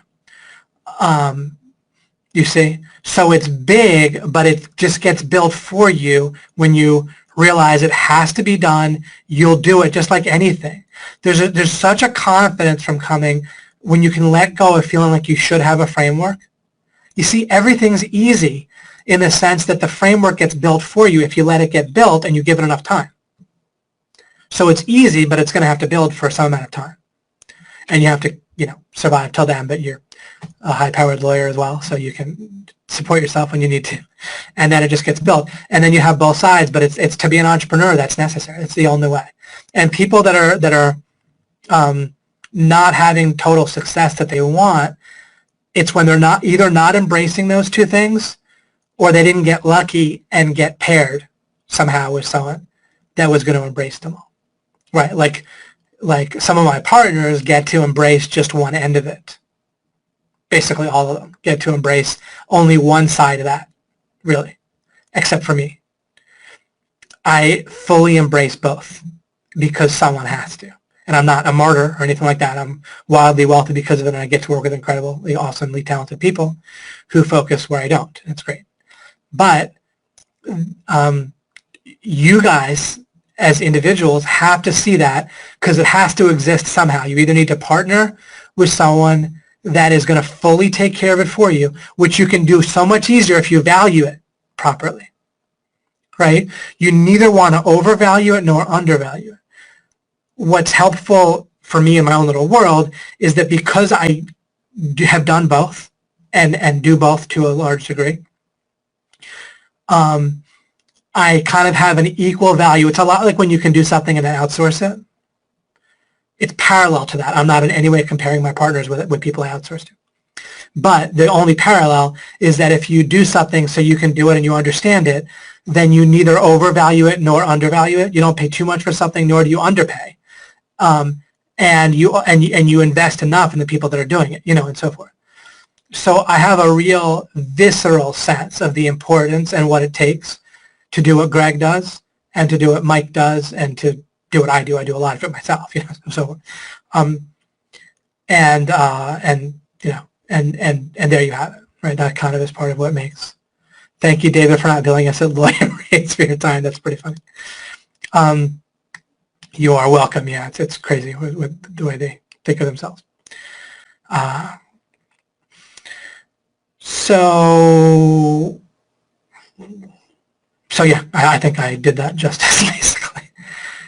Great news, yeah, about the webinars. Yeah, you're great. These are very helpful webinars. The learning continues. You're welcome. Okay, super. We will. That bit with Faith was incredible. Glad. Yeah, there's a way that I think there's something I've wanted to communicate to all of you as entrepreneurs, not about myself.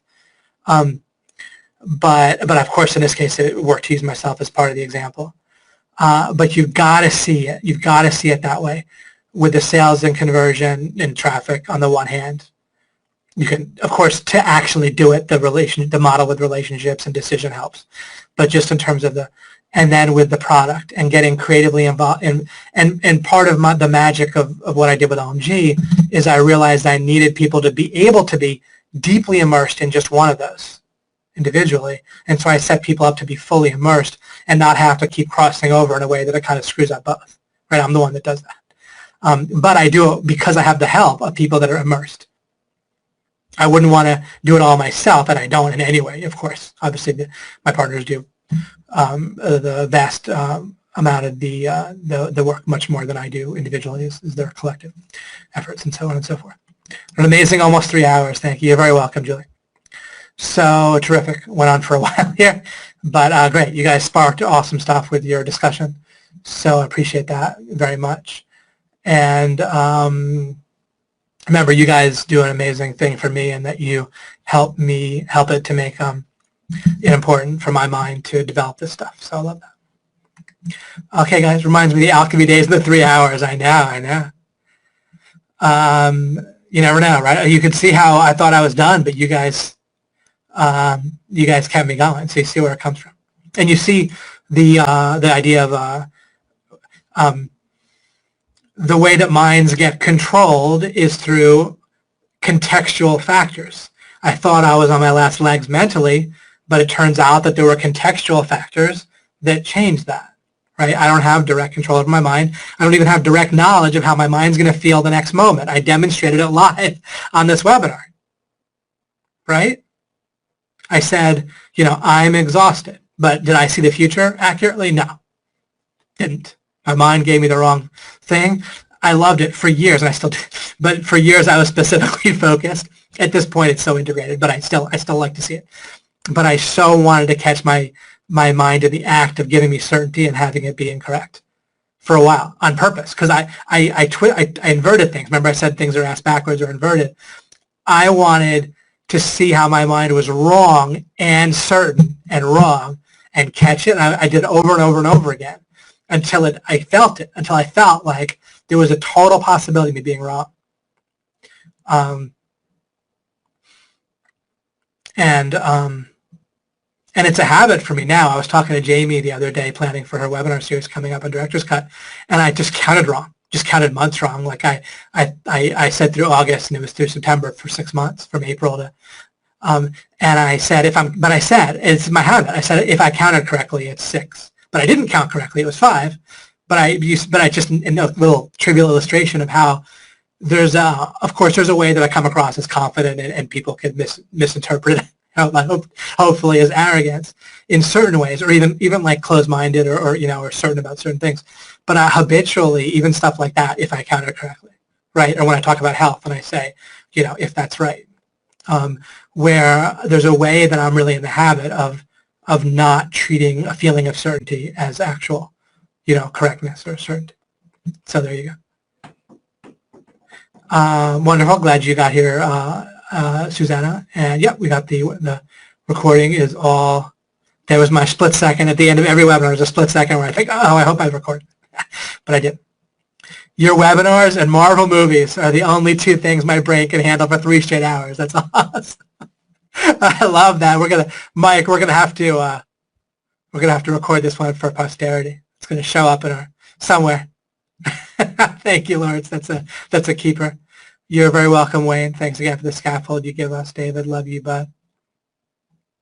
There was something from Wayne I told Mike to remember as well, from a recent comment and a couple, either last webinar or the webinar before that. So I appreciate it. Sometimes you guys give me perfect quotes to use. I'm not looking to make money with this series, but I want to just help people. So when I talk about marketing now, I talk about just kind of getting it out there for people. All right. I appreciate you guys, and I appreciate the shares on this Facebook post. I saw that some people had shared it, so appreciate that too. And great. Have a terrific week, guys, and I will see you next week. We'll start to transition into accelerated learning. Next week, by the way, might just be a real super applicable, really satisfying, nice, easy in a sense webinar on learning and even speed reading. That's probably likely, so I might just do that. I might do that so I stop saying I'm going to do it, and then I'll continue with getting into some of the finishing up with some of the quote-unquote deeper stuff or whatever, but kind of bringing it to a kind of whole model and close and so forth over time.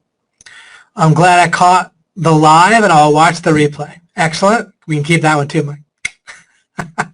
Get people on here live. Fantastic contribution for everyone. Thanks. Yeah, absolutely. I echo that for sure. Starting tomorrow. Get this. Excellent. Wonderful. So see you next week, guys. Take care.